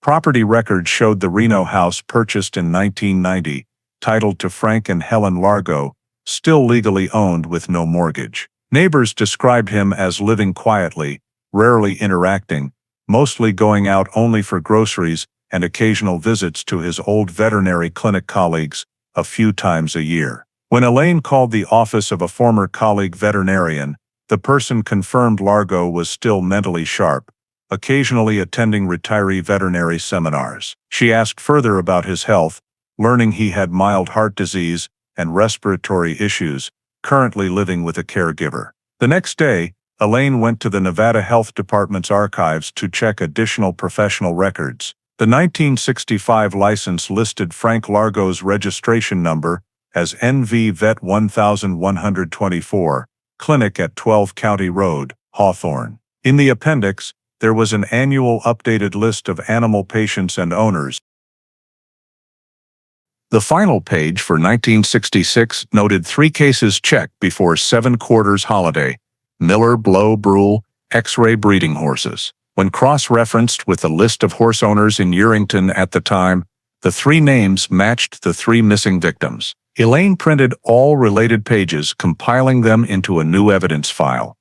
From there, the picture began to emerge clearly.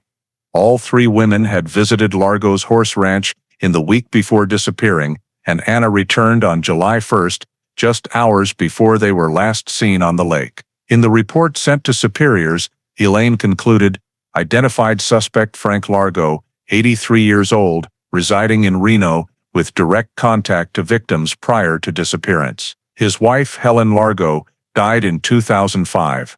1966 medical and professional records prove Anna Miller visited his clinic on July 1st. Indirect but highly authentic evidence recommend identity verification and additional data collection.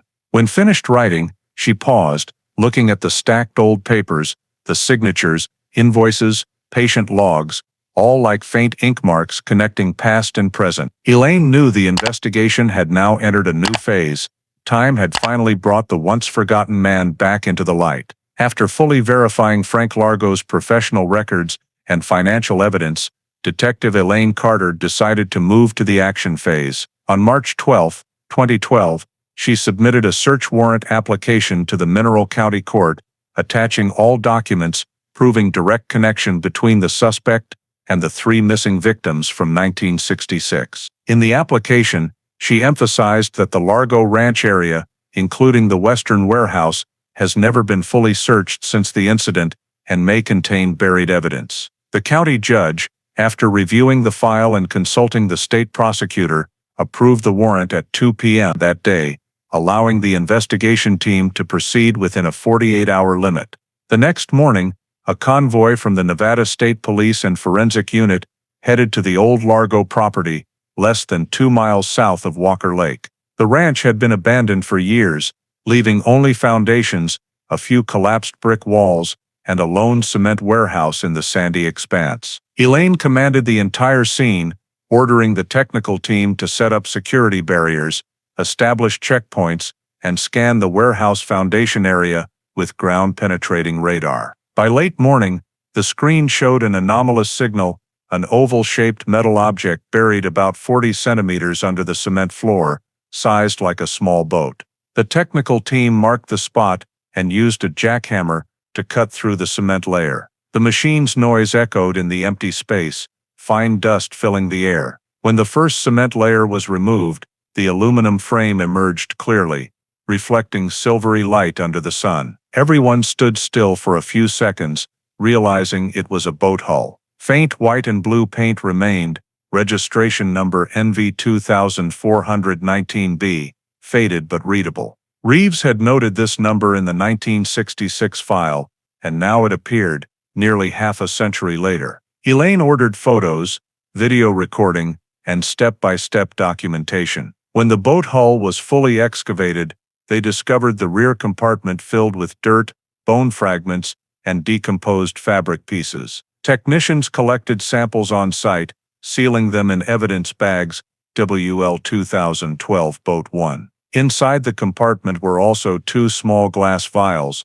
a broken syringe, and a few small bones not fully decomposed. All were transferred to the state forensic lab. Police continued scanning the rest of the warehouse, finding old oil stains and a rusted can labeled Fuel, Johnson, 18 GP. Elaine stood silently before the boat hull, a heavy feeling rising within the evidence Reeves had never found was now here, buried under the suspect's own warehouse floor. As the investigation team withdrew from the scene, the entire area was sealed and placed under state supervision. On March 15, the Carson City Forensic Lab began analyzing the bone and tissue samples from the boat.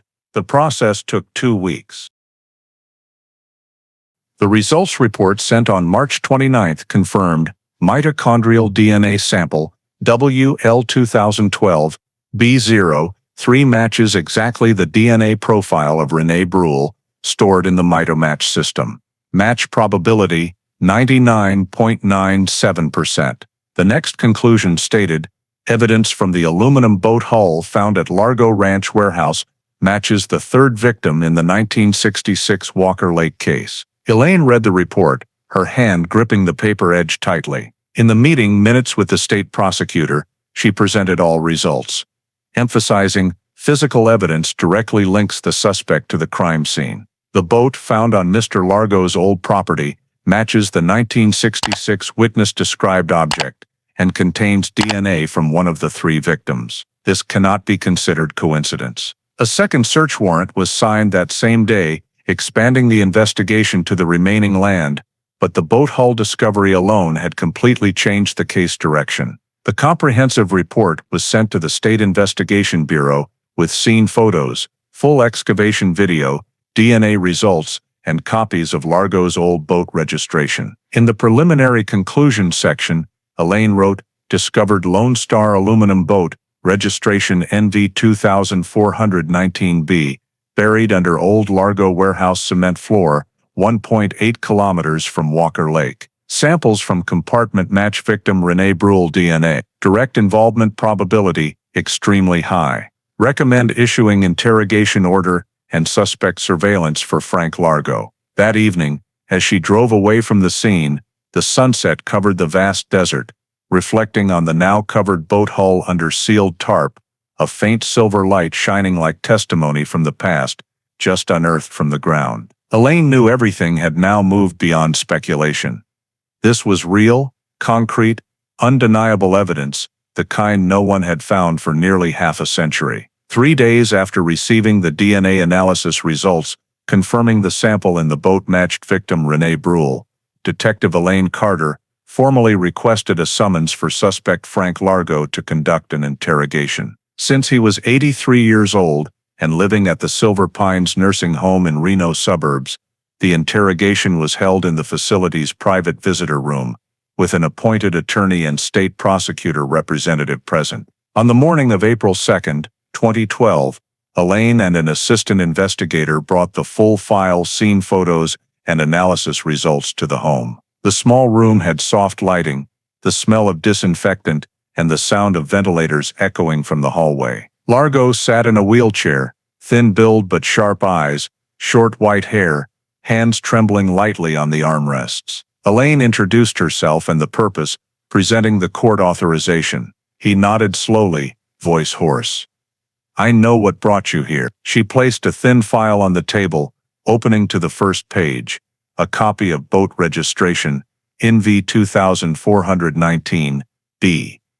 Then the scene photos one by one, the excavated boat hull under cement, sealed evidence bags, and the DNA report confirming the match to the victim. Each photo she explained clearly, voice steady and firm. "Mr. Largo," she said, "this is your boat. It was found buried under your old horse ranch warehouse, less than 2 miles from Walker Lake. In the rear compartment is DNA from one of the 3 girls missing in 1966. Do you want to explain why that boat was there?" Largo did not look at the photos, only glancing quickly before turning his eyes to the window, where faint sunlight filtered through curtains. He was silent for a long time, his remaining hand gripping the blanket edge on his lap. His attorney, a middle-aged man, requested all questions be recorded per procedure, and reminded that his client had the right to remain silent. Elaine nodded, turned on the recorder, clearly stated the time and location, and began the session. She placed 2 more photos in front of him. One recovered from the 1966 Kodak film, showing the 3 women on the white and blue boat, with the shadowy man in a white shirt behind them, resting his hand on the motor, and a recent scene photo of the excavated hull, faded, but still showing the distinctive paint stripes. "Do you recognize the person in this photo?" Elaine asked, voice even. Largo glanced briefly, then slightly frowned, lips moving but no sound.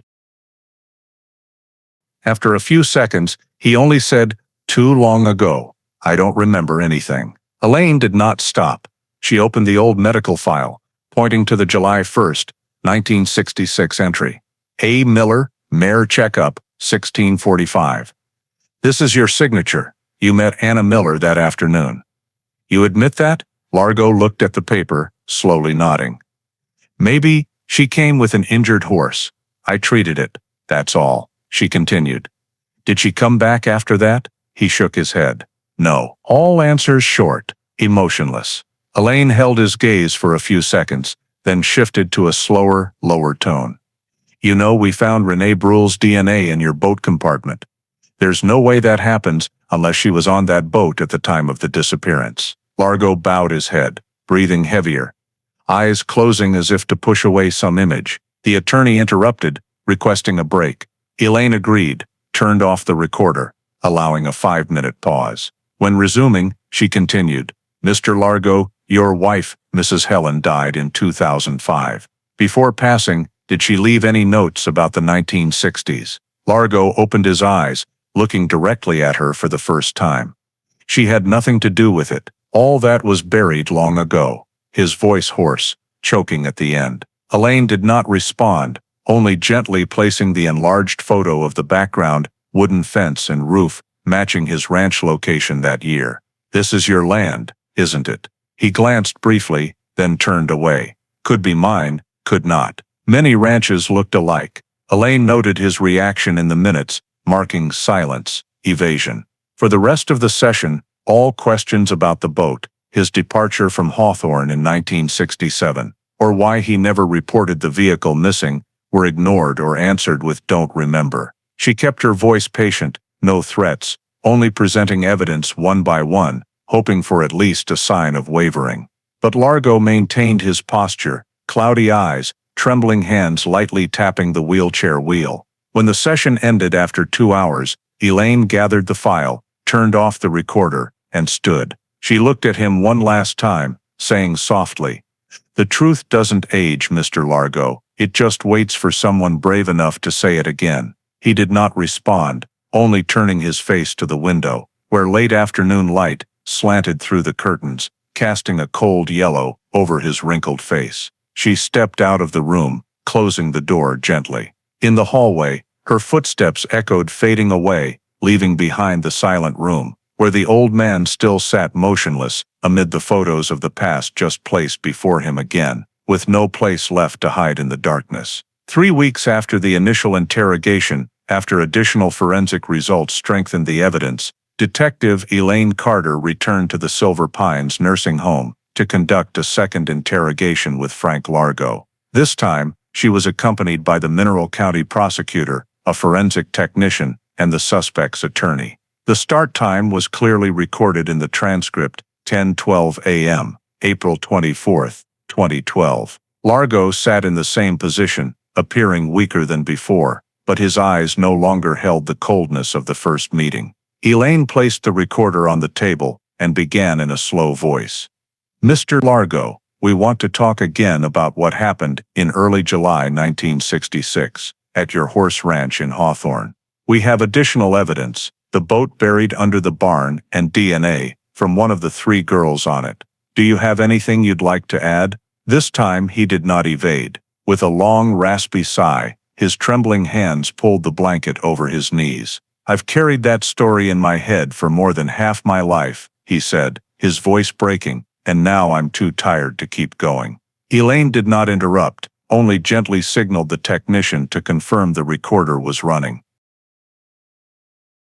Largo lifted his head, staring into the empty space in front of him. "Anna Miller came to see me that afternoon. Yes, she had an appointment, not to check on horses. She was pregnant, about 3 months along. She said she couldn't let her family know. I wasn't an OB/GYN, but back then, people came to me because they thought I could help." He paused, breathing heavily. The attorney started to intervene, but he waved it off. "No need. I know what I'm saying," Elaine asked softly. "Did she come alone?" He nodded. "At first, yes. The 2 friends arrived later, said they'd wait in the car. I worked in the back storage room. I used anesthetic, the kind I used on horses, but the dosage was wrong. I didn't mean it, I swear." She started convulsing, then stopped breathing.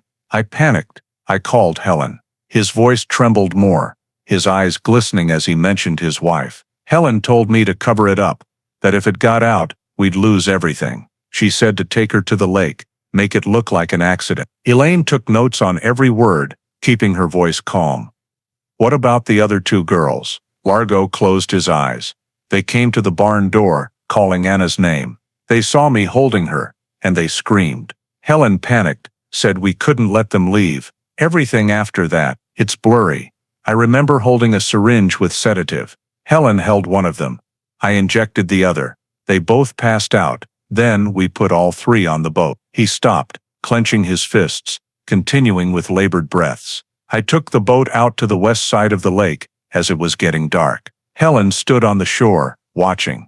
I don't remember everything. I just remember the water was very cold, very still. I tied rocks to their feet and pushed them down. No one knew. I came back, buried the boat behind the house. Helen told me to stay quiet. We sold the ranch and left Hawthorne the next year." The room held only the steady sound of the recorder.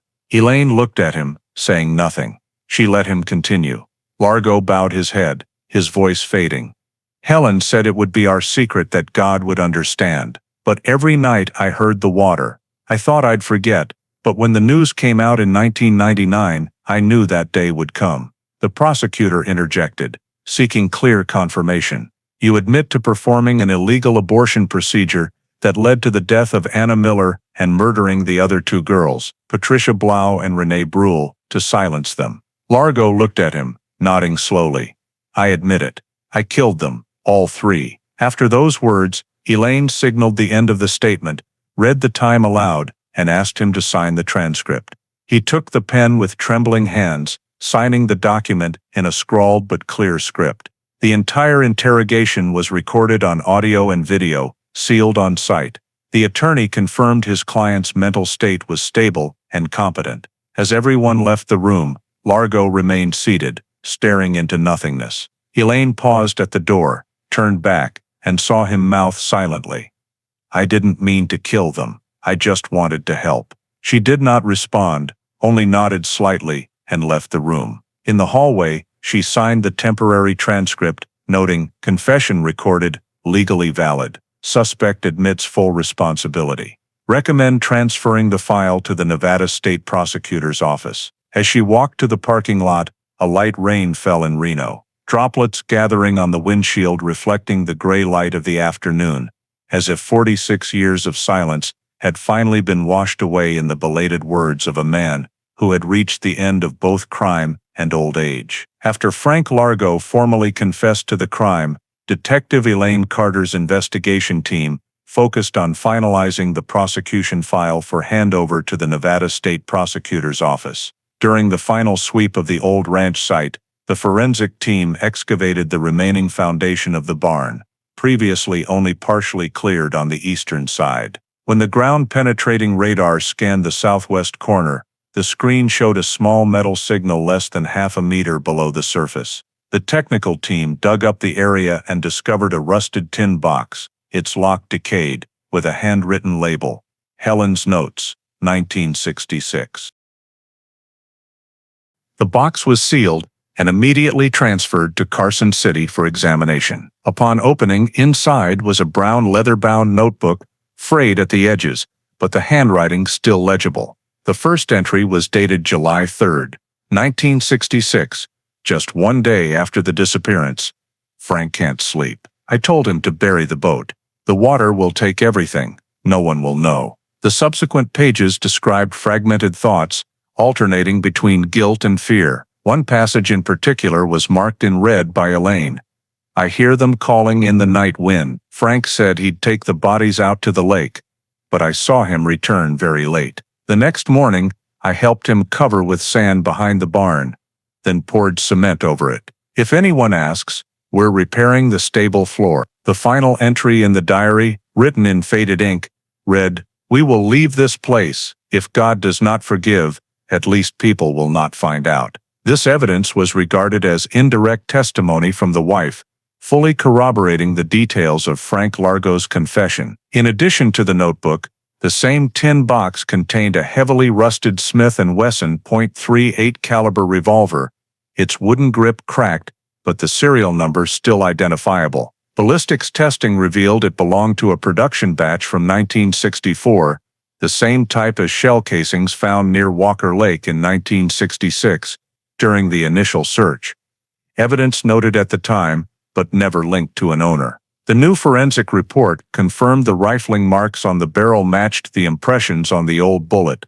Proving this was the gun used in the area around the lake at the time the three victims disappeared. Although Largo's confession made no mention of using a firearm, this evidence bolstered the prosecution's argument that the incident was not merely an accident, but involved intentional criminal concealment and destruction of evidence through violence. Elaine immediately compiled all results, including the recorded confession, Helen's diary, DNA reports, and weapon comparison results, into a prosecution file exceeding 400 pages. The 27-page investigation summary stated clearly, based on the voluntary statement of suspect Frank Largo, physical evidence recovered at the scene in 2012, and the personal diary of Helen Largo, confirming the concealment of evidence, there is sufficient basis to establish charges: first-degree manslaughter against Anna Miller, first-degree murder against Patricia Blow,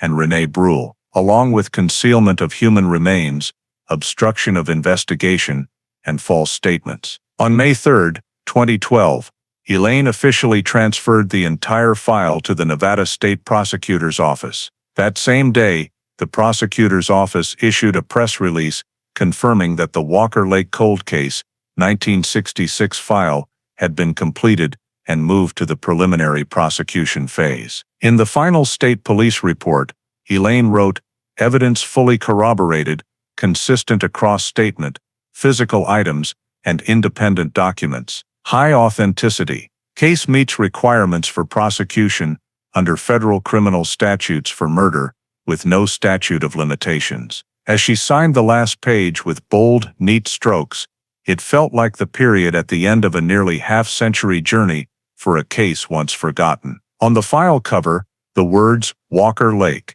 Case 43M2 2012, State of Nevada vs. Frank Largo were stamped in red, closing the investigation phase and opening the final chapter in the justice system, where the truth would be revealed to the public, and justice, though late, finally had a name. On May 8, 2012, after reviewing the entire investigation file and evidence provided by Detective Elaine Carter, the Nevada State Prosecutor's Office formally issued criminal charges against Frank M. Largo, 83 years old, residing in Reno, with 3 counts of second-degree murder related to the deaths of Anna Miller, Patricia Blow, and Renee Bruhl in the Walker Lake 1966 case. The prosecutor's office press release stated clearly, defendant Frank Largo is accused of committing acts leading to the deaths of 3 female Nevada citizens in July 1966, subsequently concealing the bodies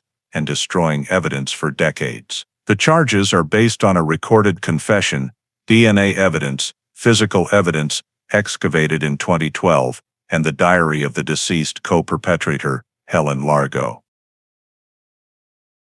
Immediately after the charging decision was announced, the case file was transferred to the Carson City District Court for preliminary trial proceedings.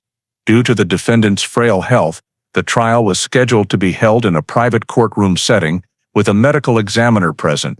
The 18-page indictment listed 3 main charges: second-degree murder with intent but without premeditation, destruction of evidence and human remains, and false statements to law enforcement authorities. State Chief Prosecutor Linda Merrick personally signed the indictment, emphasizing, though more than 45 years have passed, this serious crime cannot be erased by time. The state of Nevada is committed to protecting victims' rights, even for a case from half a century ago. The Carson City Court Legal Department confirmed receipt of the file, registering the case under case numbers CR 12461NV, State of Nevada versus Frank M. Largo. A prosecution team of 3 was formed, led by Deputy Prosecutor Richard Alvarez. On May 10, Alvarez held a brief press conference outlining the prosecution's stance. "We have a confession, physical evidence, DNA confirmation, and handwritten documents from the co-perpetrator. These elements form a solid foundation for the case. We are not prosecuting for revenge, but for justice that has never been served." At the same time, the Carson City Court appointed a public defender for Largo, as he declined to hire private counsel. The first hearing was set for May 21 to confirm the defendant's identity and the legal status of the confession. Elaine Carter was summoned as the lead investigating witness, responsible for presenting the entire process from the 1999 remains discovery, 2011 DNA analysis, to the 2012 evidence excavation and confession. Nevada media outlets covered the story extensively, calling it the latest trial in state criminal history. Major newspapers, like the Nevada Gazette and the Reno Journal, ran front-page stories with photos of the 3 girls taken in 1966 by Walker Lake, placed next to images of Largo during interrogation. Public opinion was divided.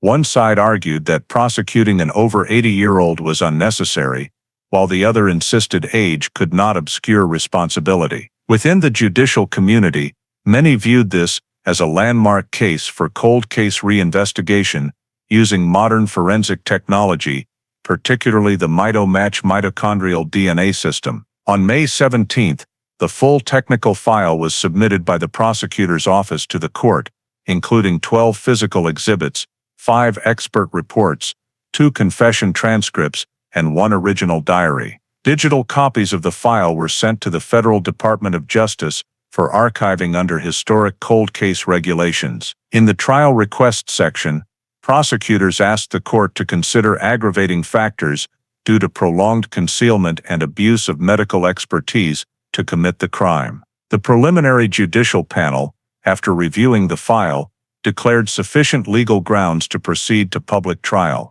The formal trial was scheduled for June 5, 2012, at the Carson City Court, Courtroom 3, presided over by Judge Raymond Doyle. Witness summonses were issued immediately afterward, including Detective Elaine Carter, 2 forensic technicians, an FBI DNA expert, and a handwriting analyst confirming Helen Largo's diary as authentic. That same day, the prosecutor's office sent notices to the victims' families, inviting them to attend the trial as representative witnesses. In her internal summary report, Elaine wrote briefly, "File transferred.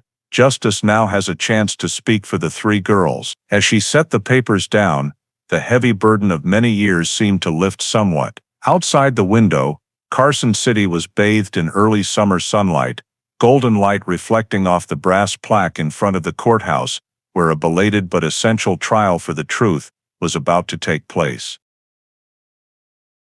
On the morning of June 5, 2012, Courtroom 3 of the Carson City Court was packed.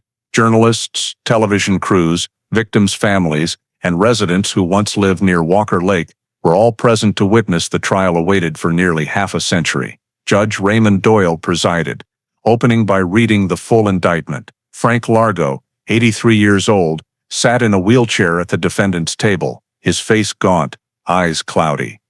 When asked to enter a plea, he replied in a hoarse, broken voice, "Guilty." The room fell silent. Chief Prosecutor Linda Merrick began her presentation by showing the jury a series of photos from the Largo Ranch barn excavation, the white and blue aluminum boat, registration, NV 2419B, the cement layer covering it, and fabric scraps still caked in mud. Next were copies of the DNA test results, proving samples from the boat compartment matched the mitochondrial DNA of victim Renee Brule. Merrick stated clearly, "This is not speculation, this is science.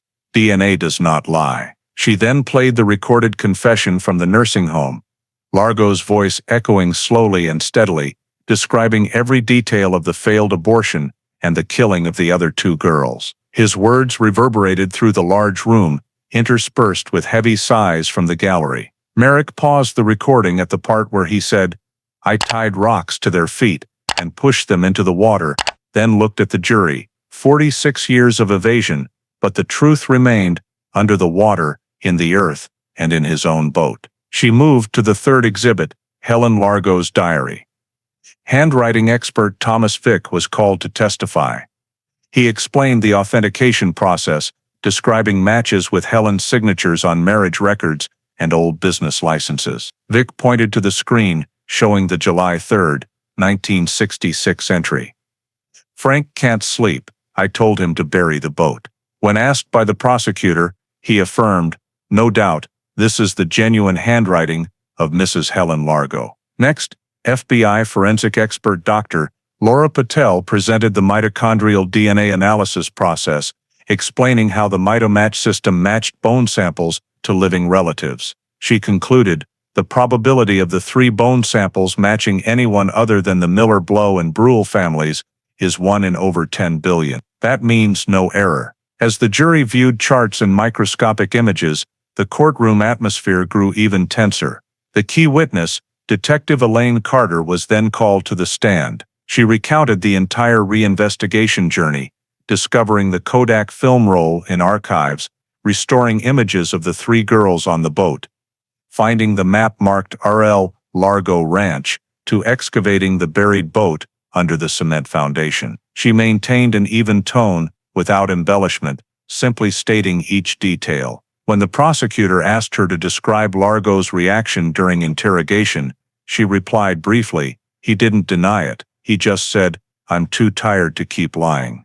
The jury fell silent. Many in the gallery bowed their heads. Then defense attorney David Corbin took the floor, attempting to cast doubt on the confession, arguing that an elderly, frail person may not have been fully competent, but the prosecution immediately countered with a psychiatric evaluation, confirming Largo was fully lucid throughout the process. Corbin continued that there were no living eyewitnesses, no one saw him commit murder, but the prosecution responded, he testified against himself. The rebuttal ended with Merrick reading an excerpt from Helen's diary. "If God does not forgive, at least people will not find out," she said, "but we did find out, and justice does not need God to be served."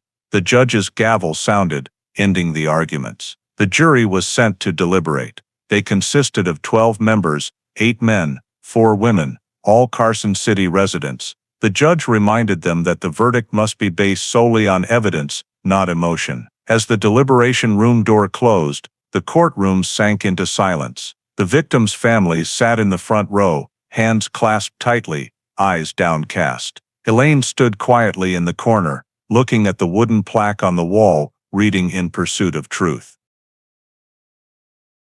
Outside, the Carson City sky darkened, light rain beginning to fall on the courthouse roof. After nearly 4 hours, the jury returned. No one spoke, only the gavel calling the session back. The court clerk stood, received the envelope from the foreperson, and placed it on the judge's desk. Doyle opened it, read it, nodded, then handed it to the clerk to read the verdict aloud. The entire courtroom held its breath. The clerk announced, "The jury, after considering the evidence and testimony, unanimously finds the defendant Frank M. Largo guilty of second-degree murder in all 3 counts." A sob escaped from the front row, then quickly stopped. The judge struck the gavel again, his voice low. "The verdict is accepted. The trial moves to the sentencing phase on June 12th. Largo said nothing, only bowed his head, his thin hands resting on the wheelchair arms. Elaine looked at him, sensing a silence not of remorse, but of a life finally caught by time. As the court adjourned, people filed out. The night sky over Carson City was covered in light rain, droplets falling on the stone steps outside, mingling with the murmurs of the crowd. The sound of a long chapter closing after 46 years of waiting. On June 12, 2012, the Carson City Court reopened the session to deliver the final verdict in the case. State of Nevada versus Frank M. Largo. The morning sky was clear, the atmosphere outside the courthouse tense, with hundreds of residents lining both sidewalks, many carrying flowers for the victims' families. Inside, Judge Raymond Doyle sat at the bench, his face stern. The jury had completed its duty. Now it was time to pronounce the sentence. Defendant Frank Largo was wheeled into the courtroom, wearing a gray prison uniform, a wool scarf around his neck, his eyes cloudy. When asked if he wished to make a final statement, he only shook his head slightly. The judge read aloud the opening of the verdict. Based on the unanimous decision of the jury, the defendant's confession, DNA evidence, seized physical evidence, and authenticated witness testimony, the court declares defendant Frank M. Largo guilty of second-degree murder in the deaths of 3 victims, Anna Miller, Patricia Blow, and Renee Brule. The entire courtroom fell silent, broken only by the sound of pages turning and the steady hum of the recording device. Doyle paused for a few seconds before continuing. Considering the severity of the crimes, the concealment and duration exceeding 4 decades, and the intentional obstruction of justice, the court sentences the defendant to life imprisonment without parole or commutation. The gavel struck 3 times, echoing through the space like the final punctuation to nearly half a century of silence. The atmosphere erupted. Some people burst into tears, including Anna Miller's granddaughter Ashley, who had provided the DNA sample that helped identify the victim. She covered her face and whispered, "Finally, my great-aunt can rest in peace." Reporters snapped photos in unison, camera flashes lighting up the courtroom. On the other side, Largo sat motionless, his gaze vacant, his lips moving, as if saying something no one could hear. Police escorted him out, through a side exit in absolute silence. Chief Prosecutor Linda Merrick approached Elaine Carter, shook her hand, and said quietly, "You accomplished what an entire previous generation could not." Elaine only nodded, her eyes drifting to the photograph of the three young women placed on the evidence table, its wooden frame gleaming under the lights. After the sentencing, the 20-page verdict was immediately sent to the Nevada State Department of Justice and archived in the Federal Criminal Records System. Case number CR 12461NV was marked closed convicted, officially closing the Walker Lake file. Nevada newspapers devoted their front pages to the story, "Justice After 46 Years, Frank Largo Sentenced to Life Imprisonment." Many national outlets covered the case as a prime example of modern forensic achievements in solving cold cases. The Federal Bureau of Investigation issued a separate statement praising the successful collaboration between the MitoMatch mitochondrial DNA program and Nevada investigators, calling it a historic milestone in long-term case resolution. On the same day, the court issued a supplemental order. All physical evidence, including the diary and the excavated aluminum boat, would be transferred to the State Justice Museum for preservation and display for research purposes. The victims' families agreed to bury the remains of the three young women at Yerington Cemetery, their former hometown. The burial took place 3 weeks later, under Nevada's vast blue sky, attended by police officers, prosecutors, and those who had participated in the investigation. As the coffins were lowered, Elaine stood at a distance, clutching the thick case file, the final copy of the case she had pursued for 2 years. Beside her, Sheriff Herrera said softly, "It's over now," she replied. "No, it's just that justice has finally caught up with time." That afternoon, the Carson City Court closed the file, marking the official completion date, June 12, 2012. Case 43M resolved. That entry was added to the state database, ending one of the longest missing persons cases in Nevada history. From then on, the Walker Lake file was no longer listed under cold case, but under closed by conviction. A complete conclusion to a journey spanning nearly half a century, where justice was finally called by its rightful name. After the life sentence without parole was handed down to Frank Largo, Nevada experienced weeks of intense activity and heated debate. News of the Walker Lake case dominated television, print media, online forums, and current affairs programs. Some members of the public expressed sympathy for the perpetrator's advanced age, arguing that prosecuting an 83-year-old man in poor health was merely symbolic. But the majority expressed outrage, insisting that sympathy for him was an insult to the three young women buried without names for 46 years. No age exempts a murderer from accountability, an editorial in the Nevada Gazette stated. Justice is not measured in years, but in truth. The debate spread to universities and national television programs, turning the Walker Lake case into a symbol of the growing movement to reopen cold cases across the United States. In Yerington, the former hometown of the three victims, the atmosphere was both heavy and relieved. The Miller, Blow, and Brule families decided to hold a joint memorial service at the shore of Walker Lake, where it all began. On June 30, 2012, hundreds of Nevada residents gathered on the southern beach, bringing flowers, candles, and old photographs. State police set up a small wooden platform for the ceremony, with framed photos of the three young women in the center, surrounded by white wreaths. Ashley Miller, the granddaughter who helped confirm the DNA, delivered a brief speech. "We are not here to harbor hatred, but to restore names to those who were forgotten. Justice cannot erase the pain, but it gives meaning to the silence." As candles were lit along the shoreline, the lake's surface reflected hundreds of flickering lights, shimmering like souls drifting in the night breeze. Detective Elaine Carter stood at a distance, saying nothing, only quietly observing. Beside her, Sheriff Herrera said softly, "You know, everything we did has restored people's faith in what's right." She simply replied, "This belongs to them, not to us." At the same time, the Nevada State Police released a report reevaluating the entire original investigation. A 70-plus page summary analyzing errors from the 1960s, from failing to preserve crime scene photographs to overlooking witness leads. The report also praised the efforts of the new generation of investigators and support from modern forensic technology, particularly the mitomatch mitochondrial DNA system and Kodak film restoration techniques. In the introduction, the state police director wrote, "Walker Lake is not just a closed case, but proof that justice requires time, but never dies."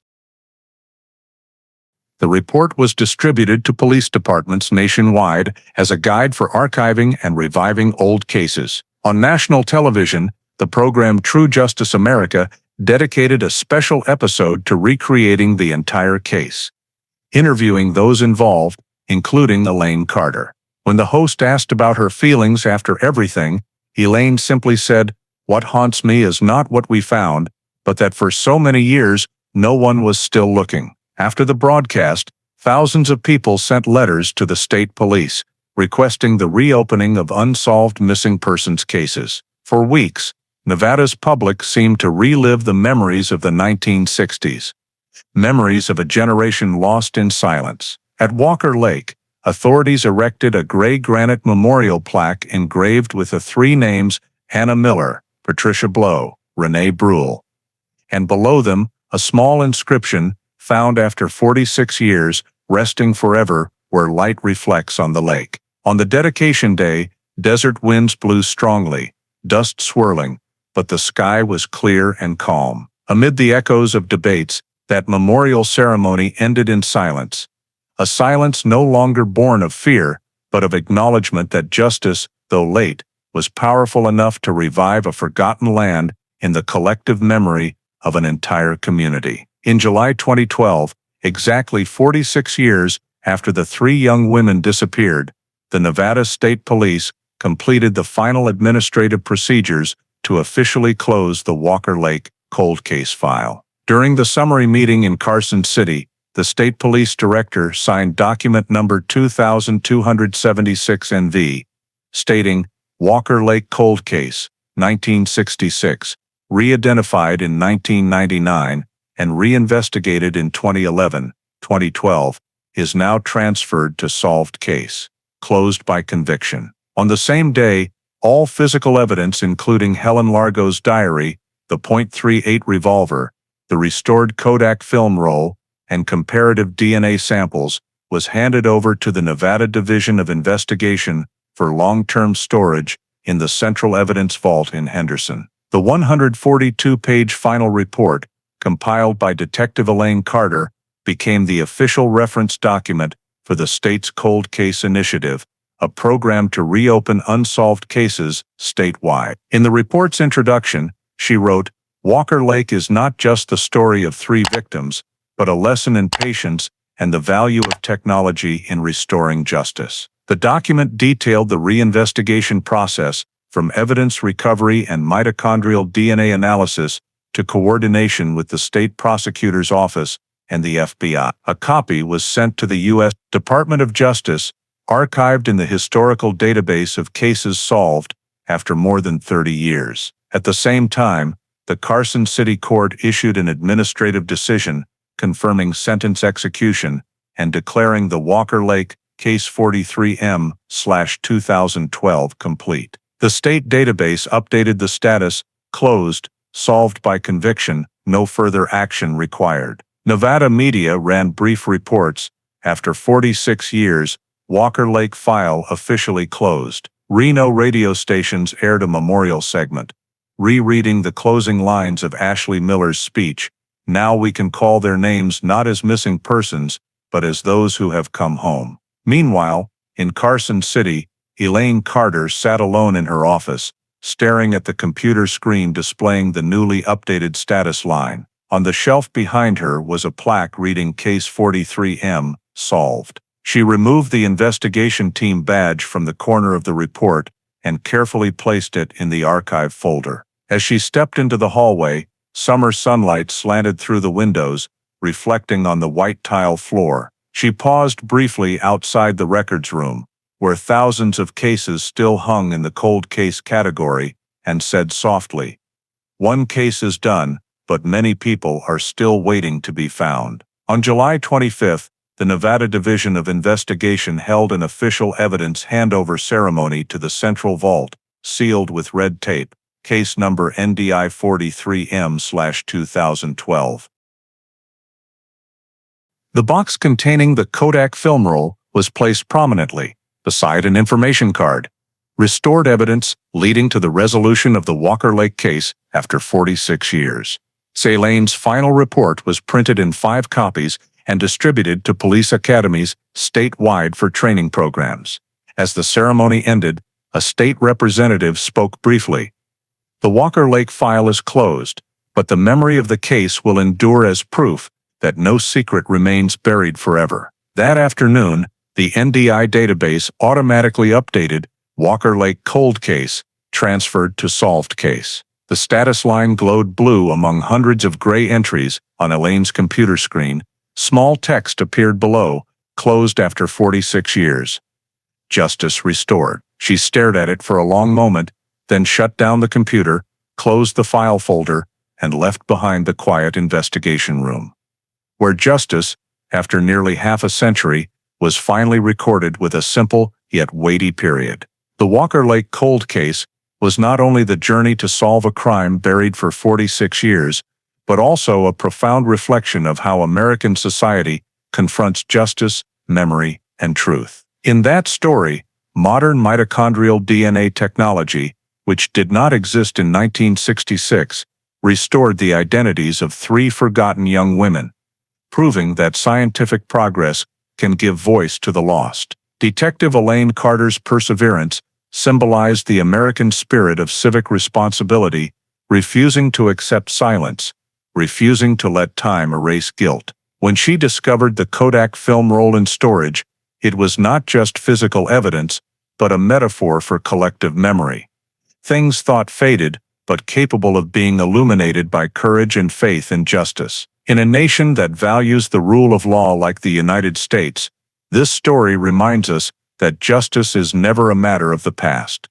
It is a commitment of the present. The lesson for each person is to believe in the value of truth, even if it arrives late. In today's world, when many easily give up on seemingly small wrongs, Walker Lake reminds us that every act of preservation, every detail kept, whether an old photograph or a seemingly meaningless file, can become the foundation of tomorrow's justice. It teaches us that in America, justice has no statute of limitations, and steadfast pursuit of truth is the thread that keeps this society standing amid constant change. Thank you for following to the end of the Walker Lake case journey, where justice finally spoke after nearly half a century of silence. Please subscribe to the channel to join us in continuing to explore true stories of faith, truth, and justice in the mysterious cases to come.